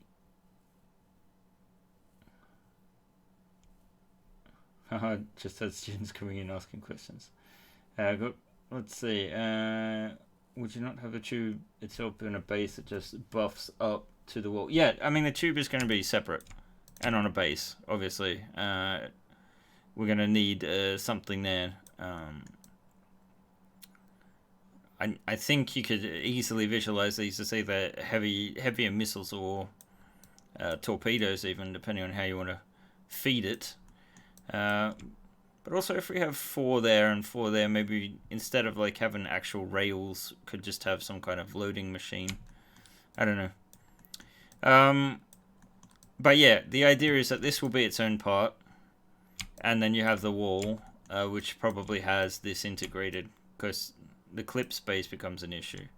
I'm just going to move that aside for now. Because the thing is, these doors, we're going to have a bigger gap. So either you only have a single missile on a single level. Let's see. I know I can probably figure this out on the campaign page, but since you are here, is there add-ons in the campaign that the all-in early bird pledge? I have everything from previous campaigns. First of all, if you have everything from the previous campaigns, you should be on the upgrade pledge. Yes, everything that's new is covered in that pledge. So The campaign-specific add-ons are included, so the extra ship variants, the fighter will be, the gantry, Crew Miniatures 2, and what was the last one I had in there? It was the Turrets Pack 4, of course. So, I'm going to have a busy couple of weeks. I could project the tube down into the floor. Yeah. Essentially, though, what we want to get is I'll pick up an open lock base.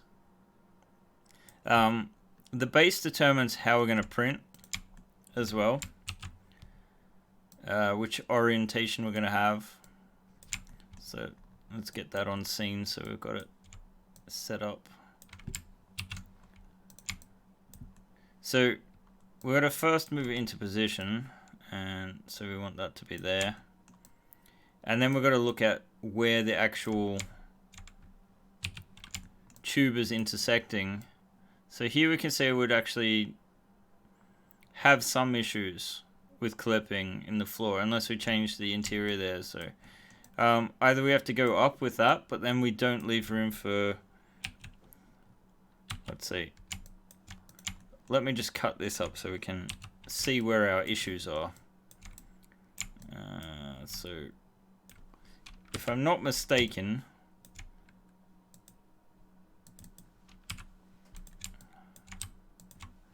I get rid of those, and we should roughly be, let's see if I turn this so that it's lying down again, and it's got that square in the corner. I'm assuming that this is going to be pretty close to, yeah. So if I match these, ooh, need a better angle. If I match these ones to the top there, we see that it lands right on the grid, more or less. Very, very, very close. So say that we have to, because we want this tube to be centered, right? So actually if we orient the tube so that, let's go down the bottom, and then we want it, we want it to match the middle of that, and then we should just be able to move it over so it's in the middle. Let's, where did my grid go? Let's bring it back down to 4 temporarily just so we can find the middle. See how close we are there? I think that's by design. So that's basically 1/2 of a tube. And so if we then orient it a little bit so that, let's take this back up to, actually we'll move it first. Let's move this into position. We want it at the halfway point. We want it sticking out a little bit. Or actually, no, that can be more integrated than that. So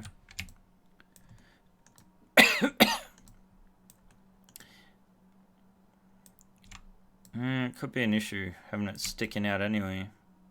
Maybe we do want it to sort of snap on somehow. Maybe if we put extra locks in there. Because I'd rather this print stand like on its back. Let's see. Sorry for so many typos.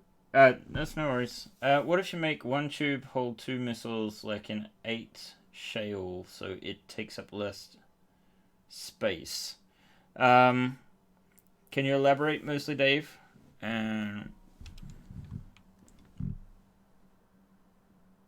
You mean make the tube longer?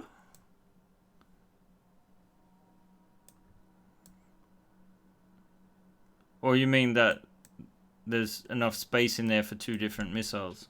Because we do have the other style of missile launcher, which I think we can sort of bake down into something more like that.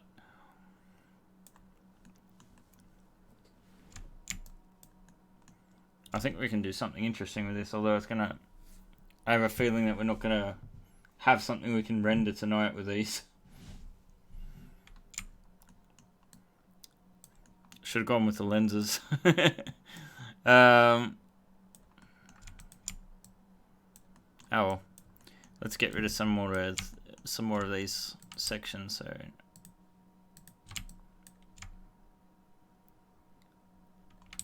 I'd like to have at least one complete part so you guys can see something. It's not really fun. I felt bad with the last one where we didn't have any completed parts, although that wasn't really the goal with the damage.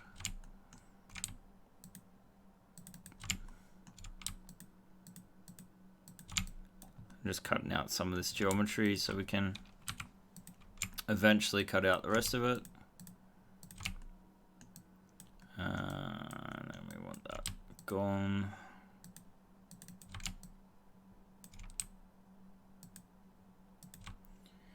Let's see. On the phone as well. I try to send a sketch on Discord later. Alright. What if you make one tube, hold two missiles like an 8 shell? Oh, you mean like a portable vehicle sort of thing. I think I know what you mean. I'm just not that familiar with ground vehicles. I'm a bit better with aerospace stuff, obviously.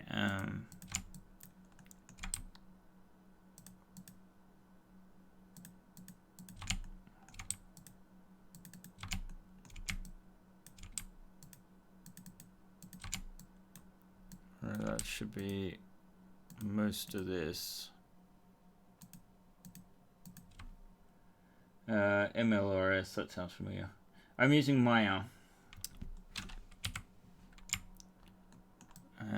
which is overkill for STL design really, but that's what I'm used to.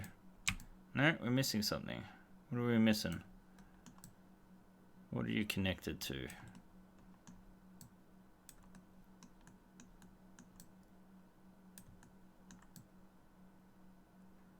It looks free.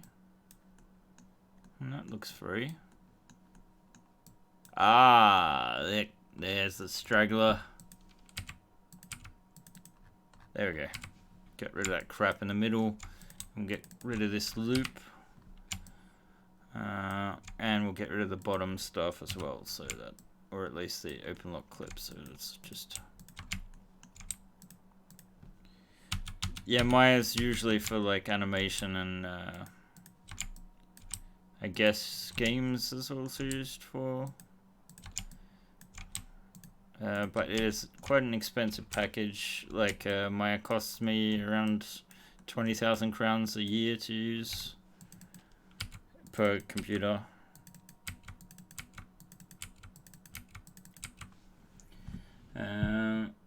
Multiple launch rocket system. Yeah, okay.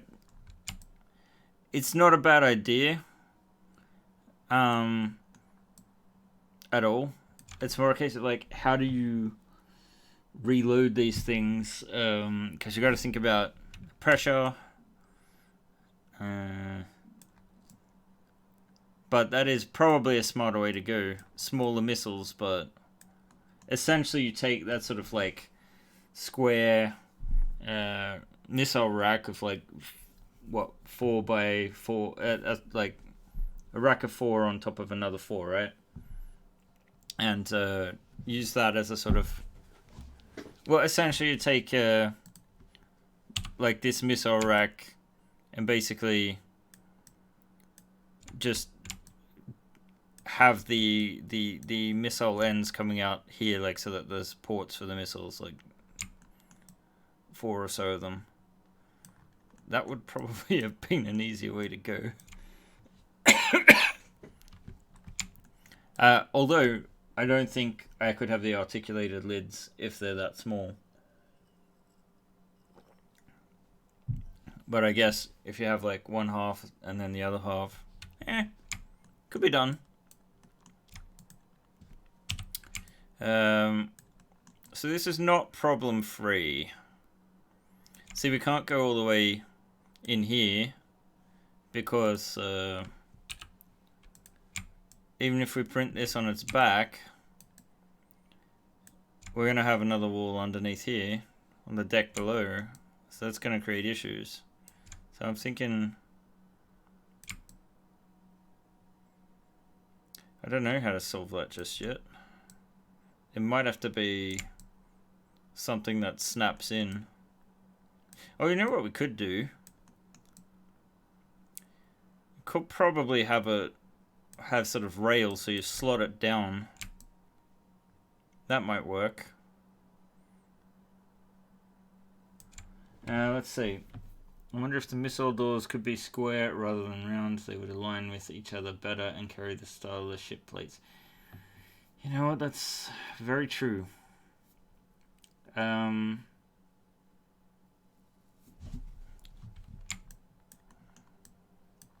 See, I like the idea of this now. But I also know we've got limited time. Alright, why don't we do some very simple...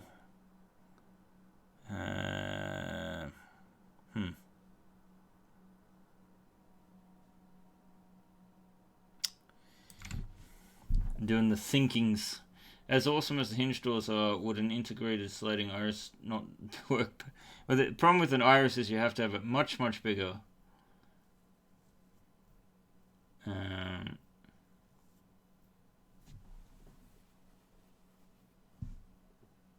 I'm gonna need reference for that. D. Dalton.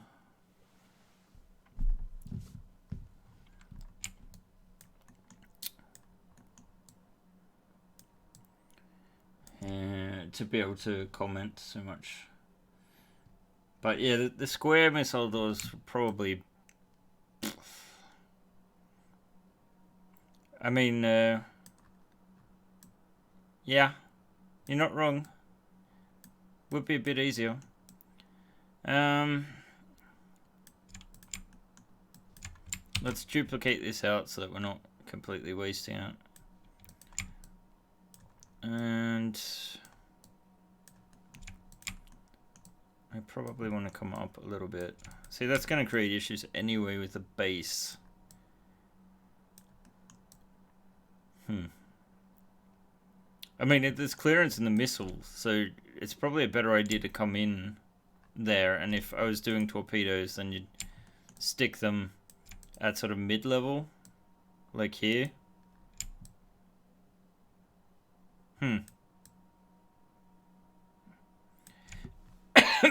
You guys are bringing up valid points. Okay, let's try this. Let's go back to the drawing board a little.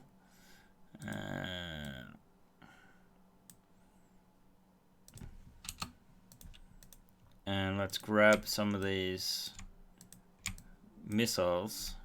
Just to center some. And let's talk about this. What the hell? Oh, right, that's a half on the top. Yeah, okay. That makes more sense. Let's Control D that to duplicate. Oh, God, is it? Ah! Damn it. It's the wrong kind. Yeah, it looks kind of cool. The lengthened version. Alright, what's the easiest thing we can do here? I think it is if we just scale down one of these so that it is the right... Well, I mean, actually, why not use them as is? They're still kind of the right length.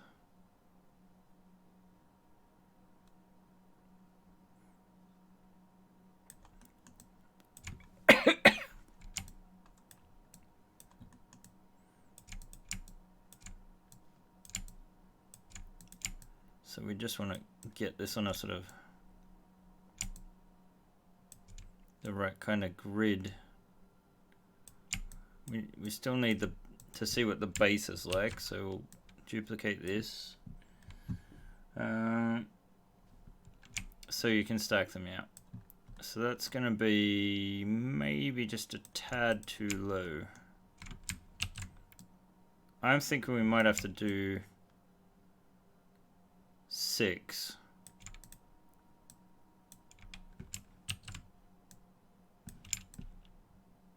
Ugh. I don't like the fact that... I mean, it's a limitation anyway. Maybe here?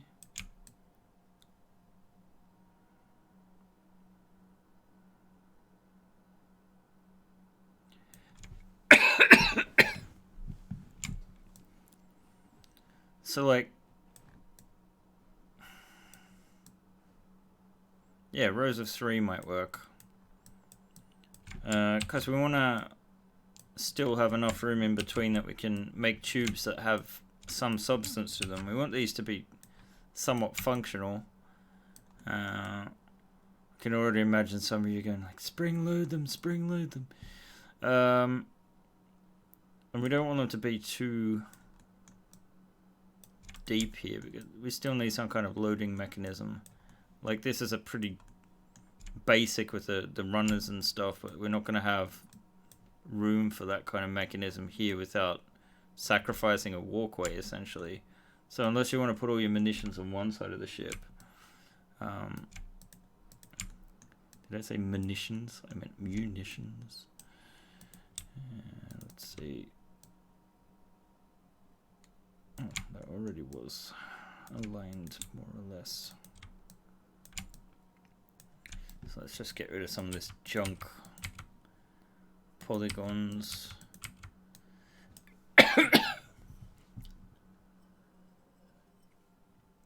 Alright guys, I just need to refill my drink real quick. Otherwise I'm not going to be able to talk for another hour. So I'm just going to put the loop back on.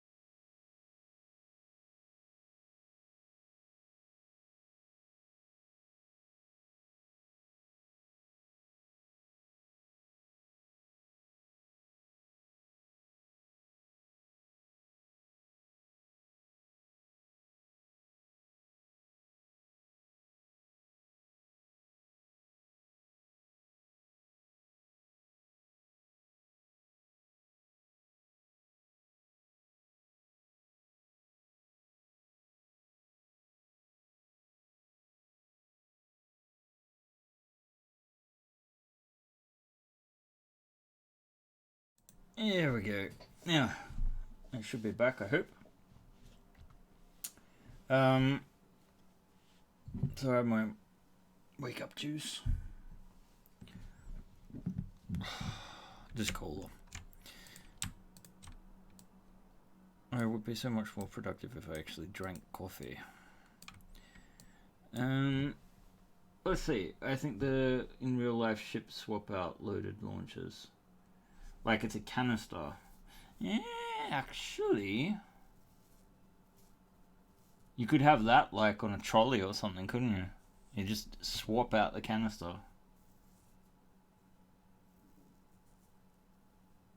Yeah, basically I mean, if you got one of these and then you got a second one or whatnot, a whole wall of them, how many do you need?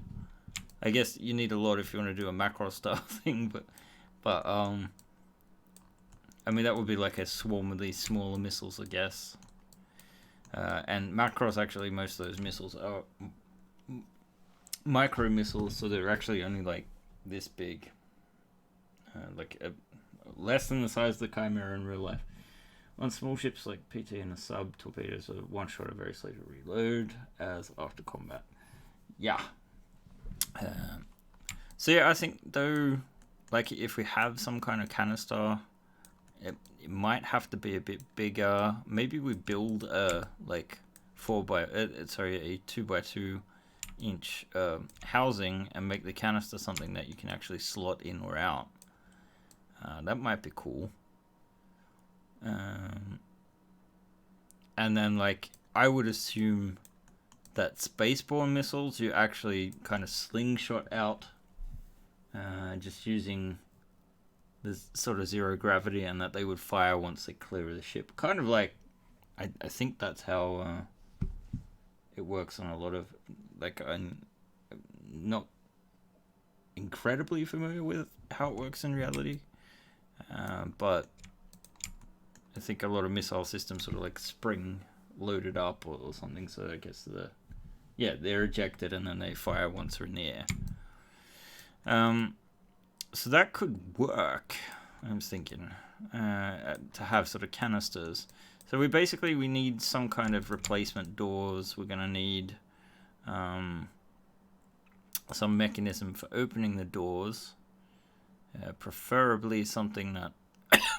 Sorry again. Can slot in. I doubt I'll even be rid of this residual cold by the time the campaign's over. It's just I don't need some of that time off before everything comes through, actually. So let's see. I'm just looking at the hinges here, really. What we can recycle, because I still think having articulated hinges for opening them is a good thing. But maybe you do it like this. So you just take the hinge and then it's like two sides that come off or something like that. I don't know. But let's work on just having the square thing. I think we should start framing these a little bit. So what we want is some cylinders. So the easiest way to get this is just to take one of these missiles, and we're just gonna like cut it right down to essentially be just one ring. And then we need to, because we're actually got these polygons are now facing the wrong way, we just want to go up and reverse them. And I'm wondering if maybe this would be better if I just showed, let's say if I change from a window capture to a display capture, because you can see more things that way. I need to move parts of it though. So kill that one, move this one down so that you can see things, and then I'm just going to move it down a little bit so that no offense, but I don't want to really show the whole world everything on my desktop. So you guys can now hopefully see when I go into the menus, which might help slightly understand things. Missile pods that are ejected. You mean afterwards? Okay, in any case, these are now facing inwards, and we need to widen them slightly, but we don't want to widen it too much. So again, what I'm going to do is just this is still centered here, so I'm just going to do a duplication, which is also the same sort of piece. So we want to go back here, and then what we want to do is take these faces, and we want to just expand them enough that realistically these missiles can slot into the tubes. So it's quite tight and snug, but we want to have enough room here that we can close off these and they're going to print decently. You can go the simple route and have the end of the tube exposed to vacuum without a closable hatch. I think the hatches are good to have, and I think they can be done fairly easily, but why don't we just begin with the base, and then the hatches we can come second, because we've still only got a limited amount of time. Let's see, I'm going to combine these, and just we maybe want to just a little cut off the end of these. Actually, that was stupid to combine them now. Let's uncombine. Whoa, what happened there? There we go. They're separate. So I just want to add a ring here. I'm gonna push it out. Let's go to the grid again. Change it to 40 just so that we can get a little bit more fine tuning. And then we'll take this outer ring and we'll just scale it up a tad. So we get this nice sort of line around. And I will just harden those edges somewhat so that you can sort of see the tube ending there. So we're going to mesh combine these, and then we're going to start bridging in between. So we can take sorry, we can take these middle sections and these ones, and we can just bridge them together. I hate this not being the base material. So it is a real mess in here. Let's see. I'm not arguing over throwing out an idea. Oh, of course, like guys. Sometimes I realize I can sort of be in the moment and a little bit distracted, and a number of people have been worried about, you know, not wanting to tread on my toes or not. I really don't have a problem with dialogue or mean to be abrasive if it comes across that way. Or just I'm not being dismissive of ideas either, to be honest. I just so many things to focus on. That's all. So we want to come down here. So we've got the next one. Wait, is that right? It doesn't look right. Yeah, that should be it. And then the last one. And hopefully now, if we start bridging these again, we can join things together. So if we come all the way there and all the way there, and then this is a nice trick with an extrusion tool for anyone that is familiar with Maya. You can extrude the faces down and then actually scale them to get them to be perfectly level. You can see that that's happening on all three there. So they will be able to run through the pieces and connect multiple together. Okay, that is kind of what I thought, yeah. May have been answered already, but what are the extended clips? Yeah. If you want to see exactly how they work, I went through them a little bit more in the first stream, which is available on the channel. So if you want to... It's not like I do a ton of Twitch work, but if you want to check out the last stream, we did cover the custom clips there. Let's see now, that should be about right. So we can, again, just move this up a tad and then scale it down. And look, we now have a level surface. And I mean, I might come in and detail that a little bit more later on, but basically what we wanted to get is these edges sort of defined. And we'll do the same here on the sides. So I'm just gonna straighten that and then move it to sort of, maybe it doesn't quite need to be there, but we wanna make it quite snug.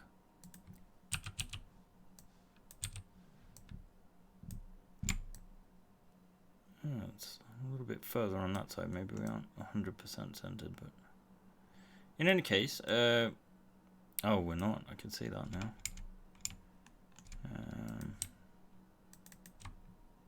It seems.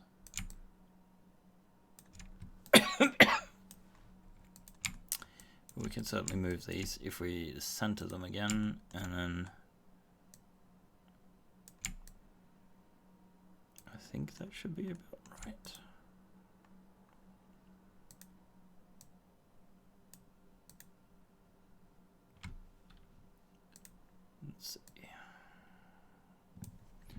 Let's see.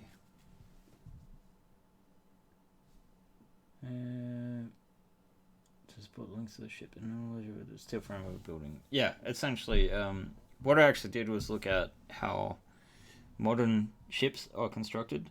So basically, I have bulkheads, but yeah, there would be support beams sort of running through the whole base of the ship.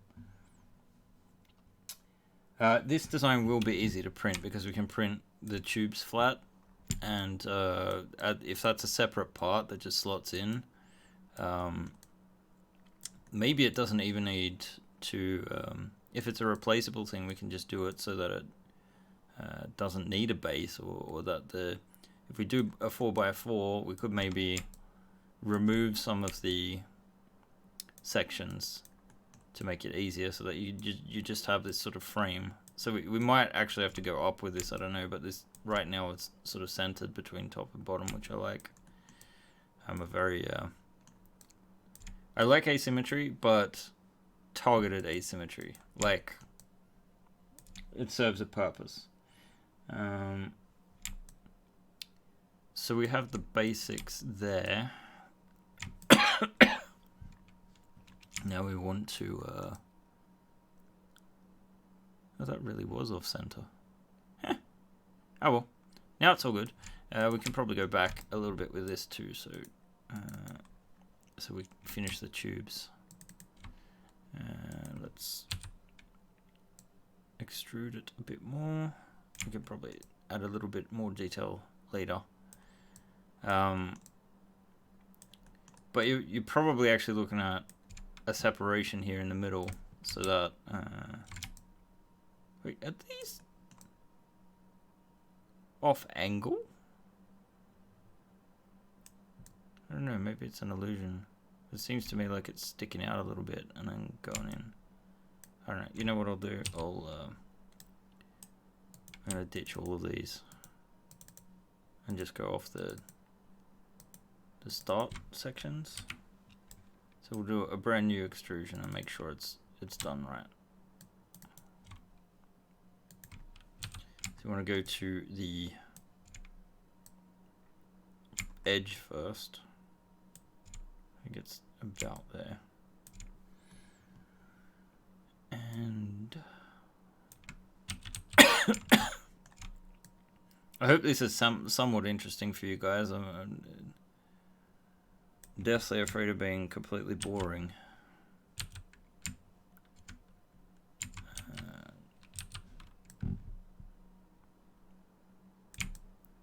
But it is sort of like, it's an iterative process. So like, we've had quite a few different ideas here trying to implement them, and it does take some time to get to something that actually will work with the limitations that we have. So I'm thinking we go in here for now, and so yeah, we want to go in there. Is that at the same level? Not quite. Oh, we are ditching this base. Let's just get rid of those.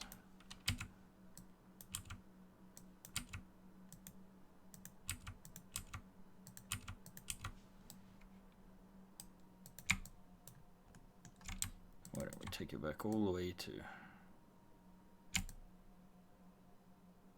Is that it? Is that the same edge? I don't know.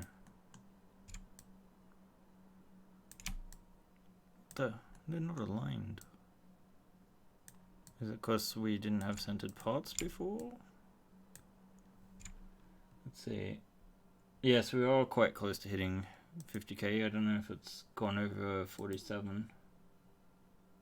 No, still about the same position. We're also close to hitting 350 backers, which is good. We have had a couple of slow days, but that usually happens during a campaign. So there is a Swedish saying, "Sitt lugnt i båten." Basically, sit calmly in the boat, which I think applies here. So basically, no need to panic. Take it easy. Alright, so let's make sure that's on the grid a little bit more. I love things to be so that we're not doing... if they fit to the grid, you know it's all sort of fitting where it's supposed to be. And that it's going to do what you want it to do. Let's see, is that perfectly straight? Is that everything?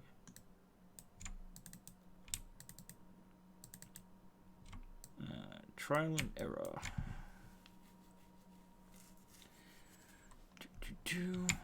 Yeah, we will probably hit 50k while I'm asleep. If we don't do it during this stream, we've got about half an hour left to sort of get the basic shape in here. I don't think I'm going to have a render. I think I'm going to have to put basically all of tomorrow morning in on this.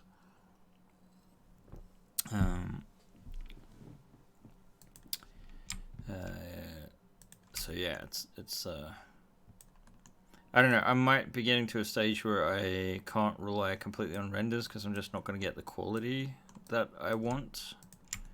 So we might have to do some photoshopping or something like that to sort of like make things work for the time being.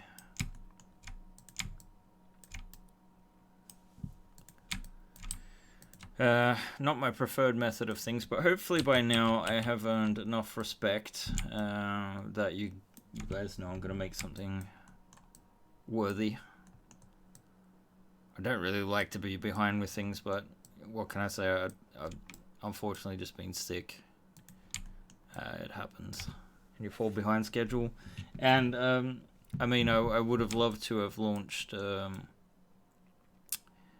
a little bit earlier as well, to be quite frank, but let's see, let's give this a little bit more angle.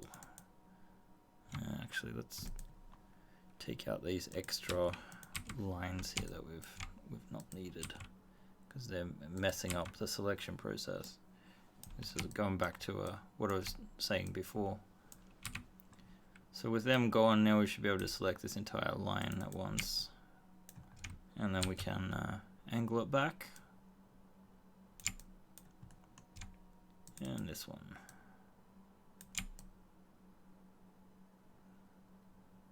Oh, we've missed out on the basis that. Sorry. Ever seen nuclear missile silos? How the lids slide open? What if you did the same for the lids of those? I thought the lids were more like this style, that they sort of just you have your silo and then the lid. Or you mean like land-based ones? The thing is, like, you need more room for the mechanism, and that's going to get in the way of the locks. Okay, like the concrete lids. I mean, if it's on the outside, I guess you could have pieces on sort of like rails. But I think the easiest thing here is probably to have hinges that go outwards. I'm just going to design some real quick to sort of slot in here. I think we want to maybe just separate these a little so that we can get a top and bottom in. These need to be merged.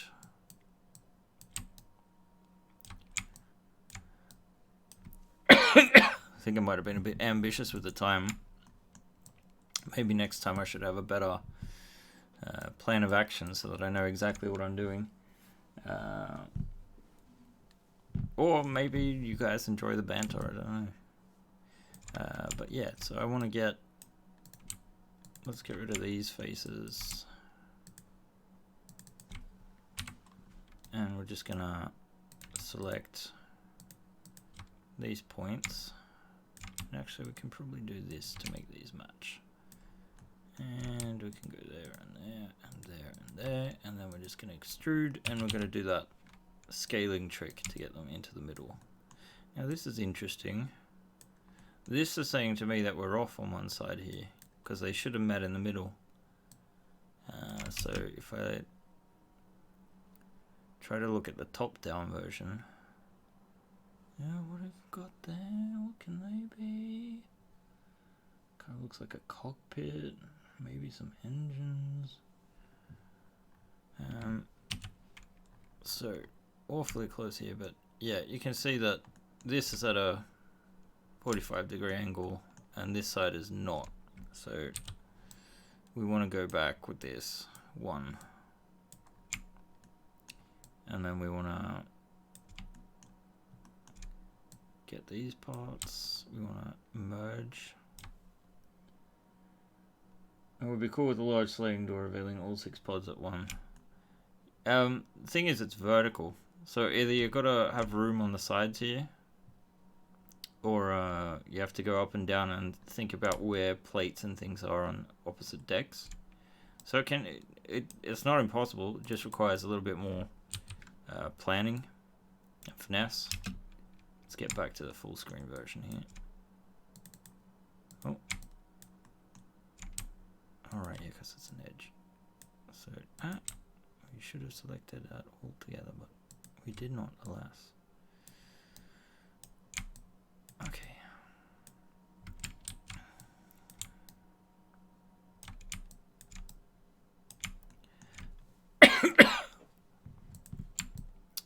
Okay, so we got our tubes roughly. Oh, shit. Fucking hell. I keep hitting the Windows button instead of. I wish I could just disable it. I do need it, but it can be annoying. We're definitely going to have to make these more friendly for the sort of parts that it is. But right now, I'm just going to start making some doors that can open up. So we get a nice visualization. And right now I'm only doing really rough shapes. Mostly because if we do the basics, we can then iterate. Exactly 6 missiles, 1 door.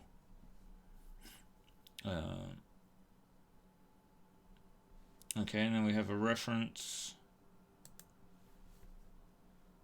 And we're looking at Air Force bases conducted an operational. Oh, I need to mute that. Okay, this is a missile silo for a nuke, I'm guessing. Shit, that's a lot of fire.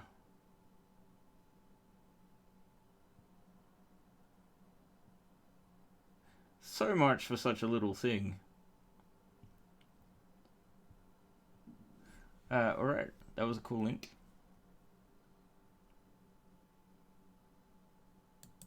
And those things are scary. Right, I need to be looking at Maya again. Minuteman, is that the type of missile, I'm guessing. Okay, so I'm going to switch this to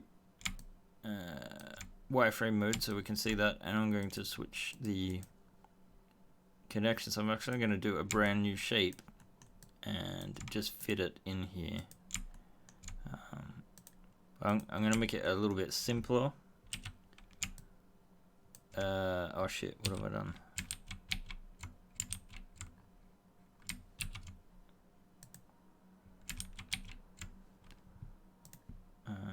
Let's see, let's try it one more time. I think the problem was I didn't press enter. Okay, so it's here technically, but we need to add it because I've got an isolated scene. So add selected objects. We now see the very basic expansion, and we go to our pen to polygon tool. So we want to have this sort of rough shape, and technically we probably want an indentation on the other side as well. And now we can actually like just get this to come to the middle here, and then we'll have it expand out a little. So we'll go back to this version. So we have actually we're gonna have to flip this.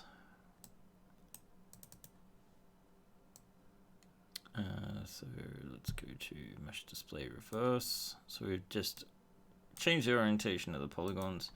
Doesn't matter as much when it comes to 3D printing, but it does matter for the purposes of rendering. That tube cluster looks cool. Thank you. Let's not take this too far out. Let's just do it a couple of times. Ah, fuck. I accidentally...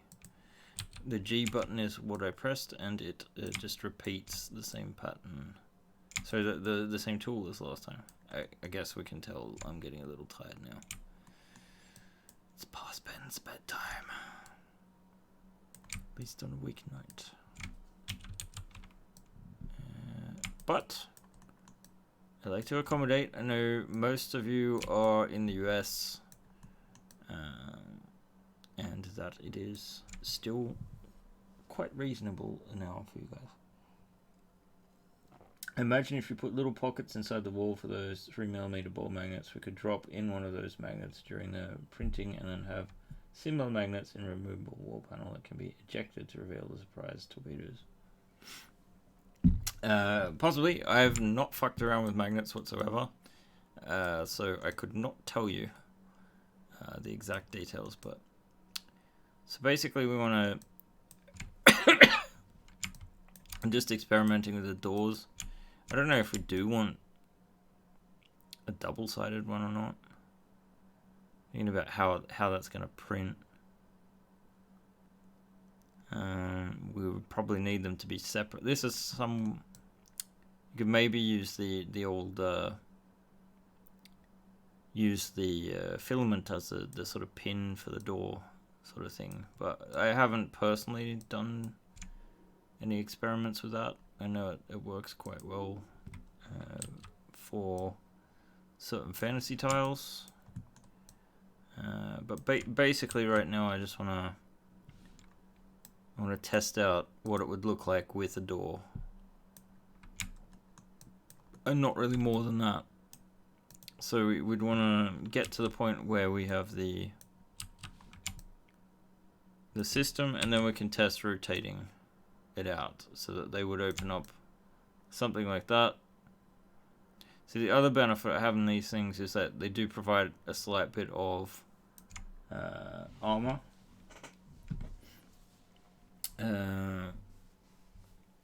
But they don't necessarily have to be this square. In fact, let's just square this off. Speaking of squaring, just so we have a fairly finished piece that we can close off. The pivot point should still be the same, so that we can test the opening and closing. And we can maybe break things up just a little bit. So let's add in, I'm going to add in some divisions here. And let's sci-fi this thing just a little.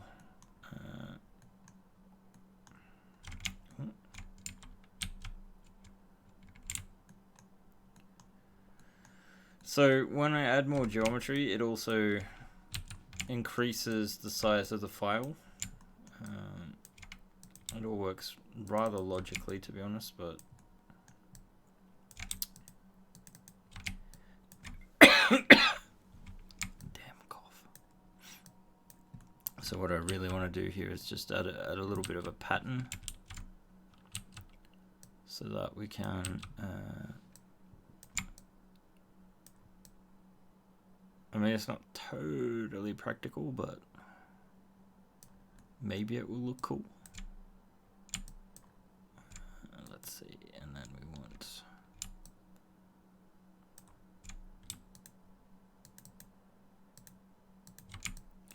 I'm going to come in here. Just really experimenting more than anything else at the moment.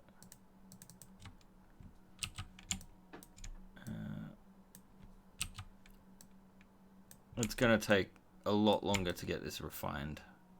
But, you know, here we have the sort of start of a door. I guess we need to maybe come down one more or something like that. Let's see. You could tooth them together so you don't have a linear seam top. Yeah. Ahead of you.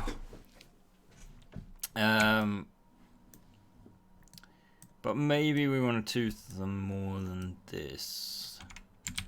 And right at the moment I don't have a super accurate version. Let's just how many do we have?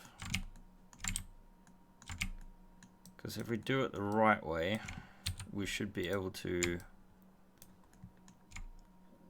Okay, on the first tooth there. Just gonna do this real quick and dirty. And then you want the second one here. Oh.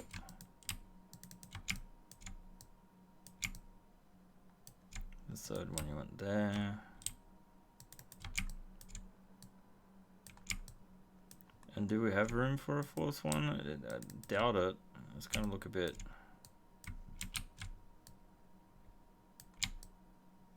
Yeah. Not super fond of that division, but on the other end of things, if we duplicate this one now, where the hell did it go? Is it a case of we can't see it again?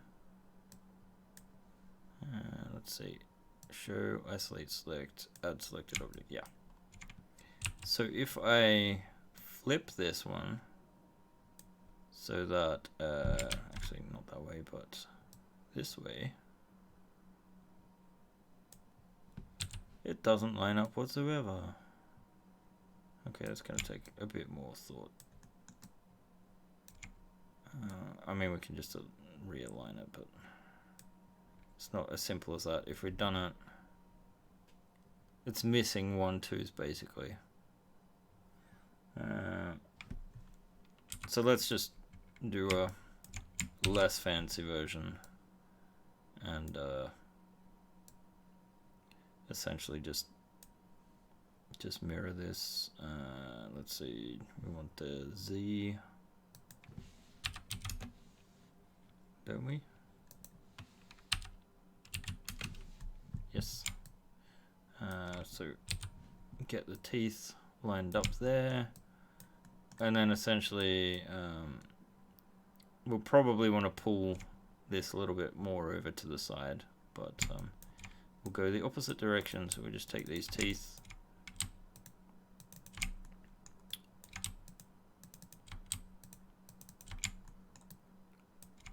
it actually doesn't look too bad. It's just a case of now we've got to get both, and let's just center these teeth so that they're, oh, that didn't work.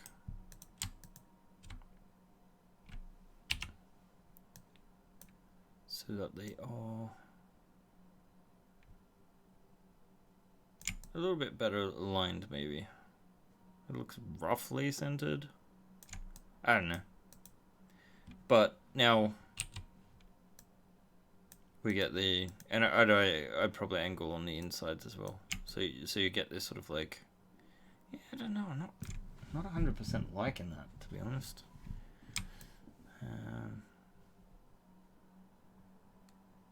I think we need to refine the shape a little bit more, but let's leave it for now.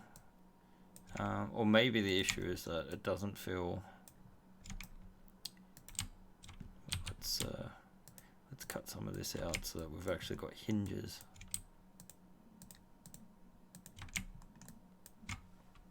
And then what I'm going to do is I'm going to fill this in, but I'm actually going to cut that out and angle it just a little, so we can technically stick our little hinges in there somewhere, or big hinges, I don't know.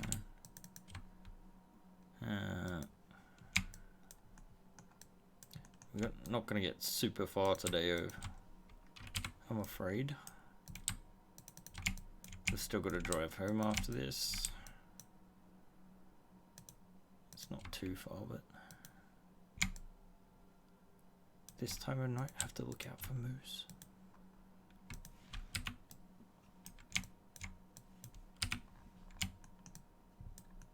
I mean, that's getting a little bit more of a shape to it, at least. And then you'd have your sort of like hinges there. Let's see if we do the same thing over here. How it looks.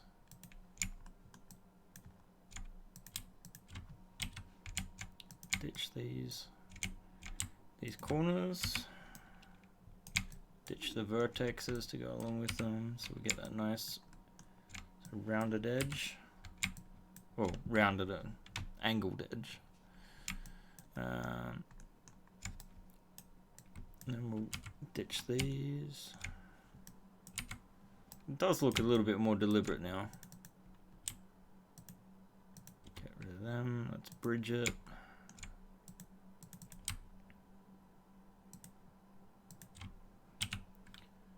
Right, maybe make the hinges one segment longer and align it with the three of the twos.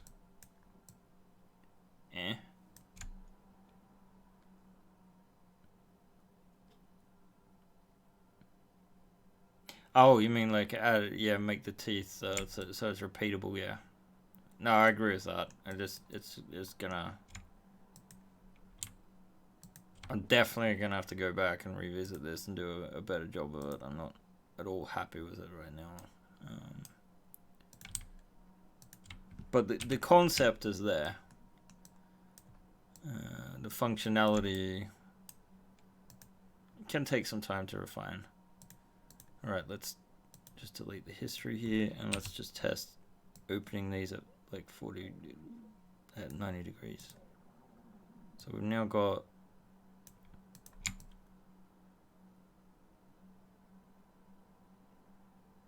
and of course we're gonna put a frame further around here because right now if you look at the sort of armored version of the hull, we've done it again, yep. Show, isolate, select, add selected objects. If we look at like side by side, there's quite a bit missing. Actually, you know what? We'll just do a really quick animation to test this. So let's take that's on there and that's on there. And we'll go to, I think 42 is a good number. And we just key selected there. And then we go back to 1 and let's drop these back to 0 and 0. And now this is the benefit of Maya versus other programs, because it's made for animation, so bingo, we have a little animation. Let's see, yes, excellent concept. I can see the detailing takes a lot of time to finesse. Yes, it does. And there's some people have asked like why the Chimera isn't at the same fidelity as the transport. And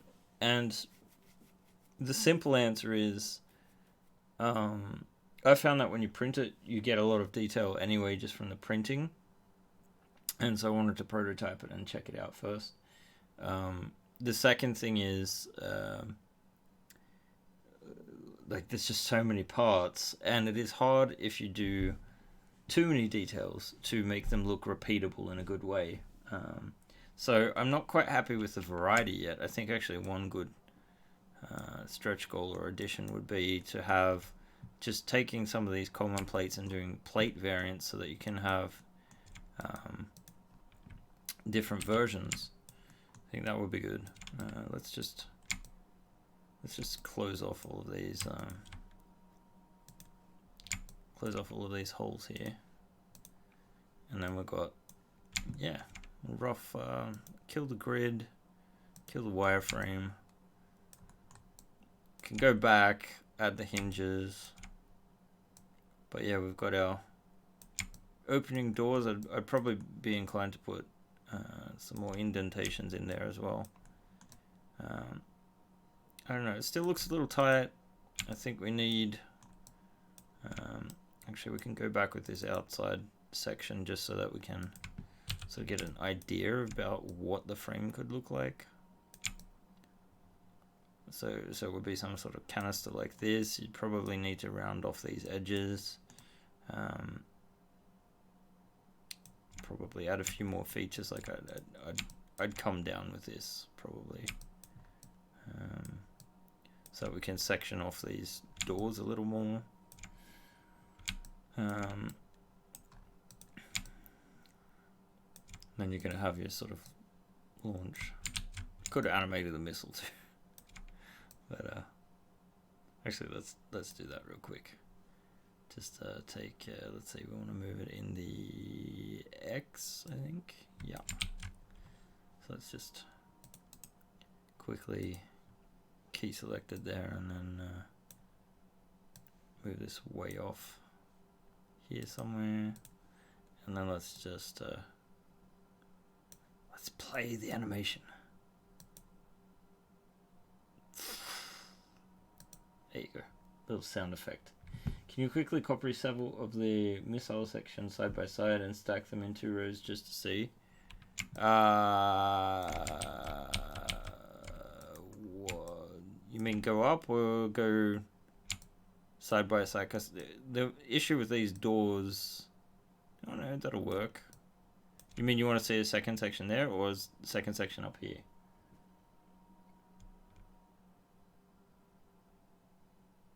Stack them in 2 rows just to see. I think that's what you mean. I can try and group this. I hope that didn't destroy the animations. It did on the missile, but not on the other thing. Okay, no great loss. And let's get to the animation so that if we duplicate this and the animations don't follow, which I don't think they do, we've still got it in place.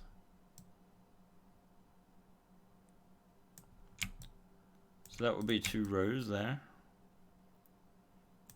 And then we can even stack it if you want.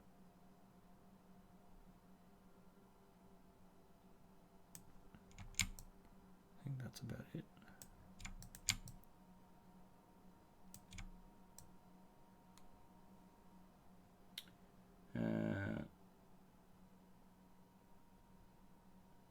So pretty cool, really. Kind of liking it. I'm digging it. But it does need some refinement. I probably need to go in a little bit. Like these floor sections are gonna struggle to support them. There needs to be a bit more of a gap, and if you're gonna have some kind of slide mechanism, there needs to be more of a gap as well, and it can't come up too close to the ceiling. It's gonna look great. All right. Well, this is very, very, very rough. And actually, you can. It's not really a super great side of the ship here, because I think we really need to do a version where we have the side. I'm looking forward to doing more side engines so that we can turn this into a sort of cargo area as well. Technically, we could almost raise it and have this whole tunnel through the entire ship, so you can just make a sort of pocket carrier. But yeah, I'm gonna sorry, keep apologizing, doesn't really help. So yeah, we probably want to cut off some more angles on these to make it actually that could make things interesting if we cut these off. Why is that not working? There. Ditch the vertexes. It's going to create these notches in the side. Kind of like it.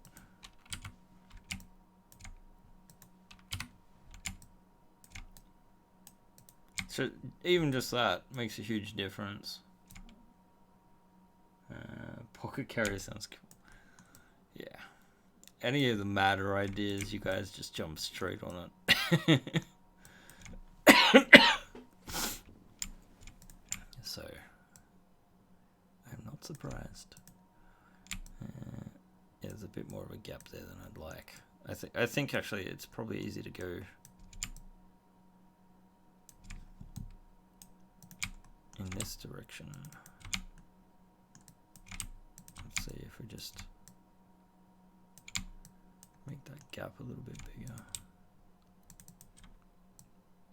But then these will have to come slightly closer together on the top, because on the bottom we don't have a ton of room.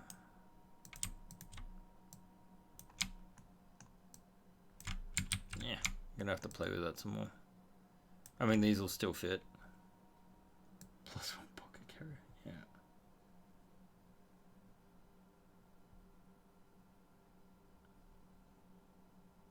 Alright. Let's see what we can just do in 5 minutes to round this off a little bit. So if we just add some lines here, maybe there, maybe there. What we can do is just very quickly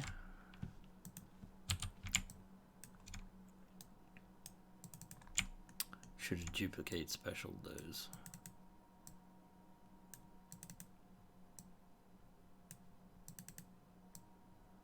I think we can sort of like just give it a slight bit of a ribbing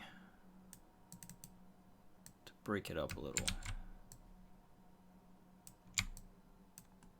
Ugh.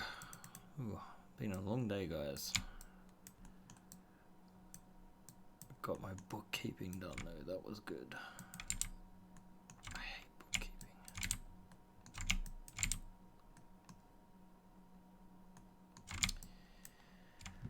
Alright, so if we take this and just do something like this.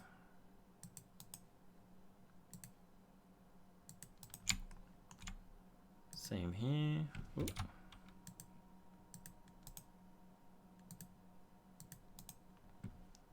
And then if we just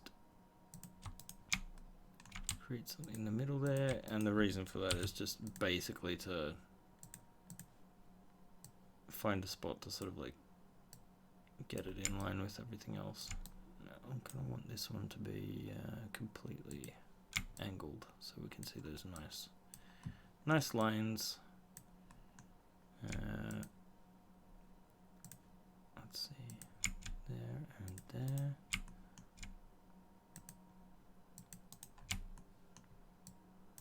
I think it would be really sensible if before I leave work I set some prints up so that we can hopefully, unfortunately David is going on holidays, so we're going to try and get as much of the interior printed and painted as possible. See here that we're starting to get these stacks. That was the sort of goal of this. Actually, you know, the best way to do this is to go there, go there, go there, and there, then go there, there, and there. And we can do the same thing here. I'm just gonna come out there and go up there. Oop. And that creates these stacks. So it looks like, I mean, I'll probably alternate it a little bit for some of the pieces. What am I doing? There, there, and there, and then there, and there, and there. Out here, up there, and let's just. So I don't know. Maybe we take away the parts on the top there, so it's just the racks in between. But I wonder if the doors can be recessed into the area you just modified. You mean the?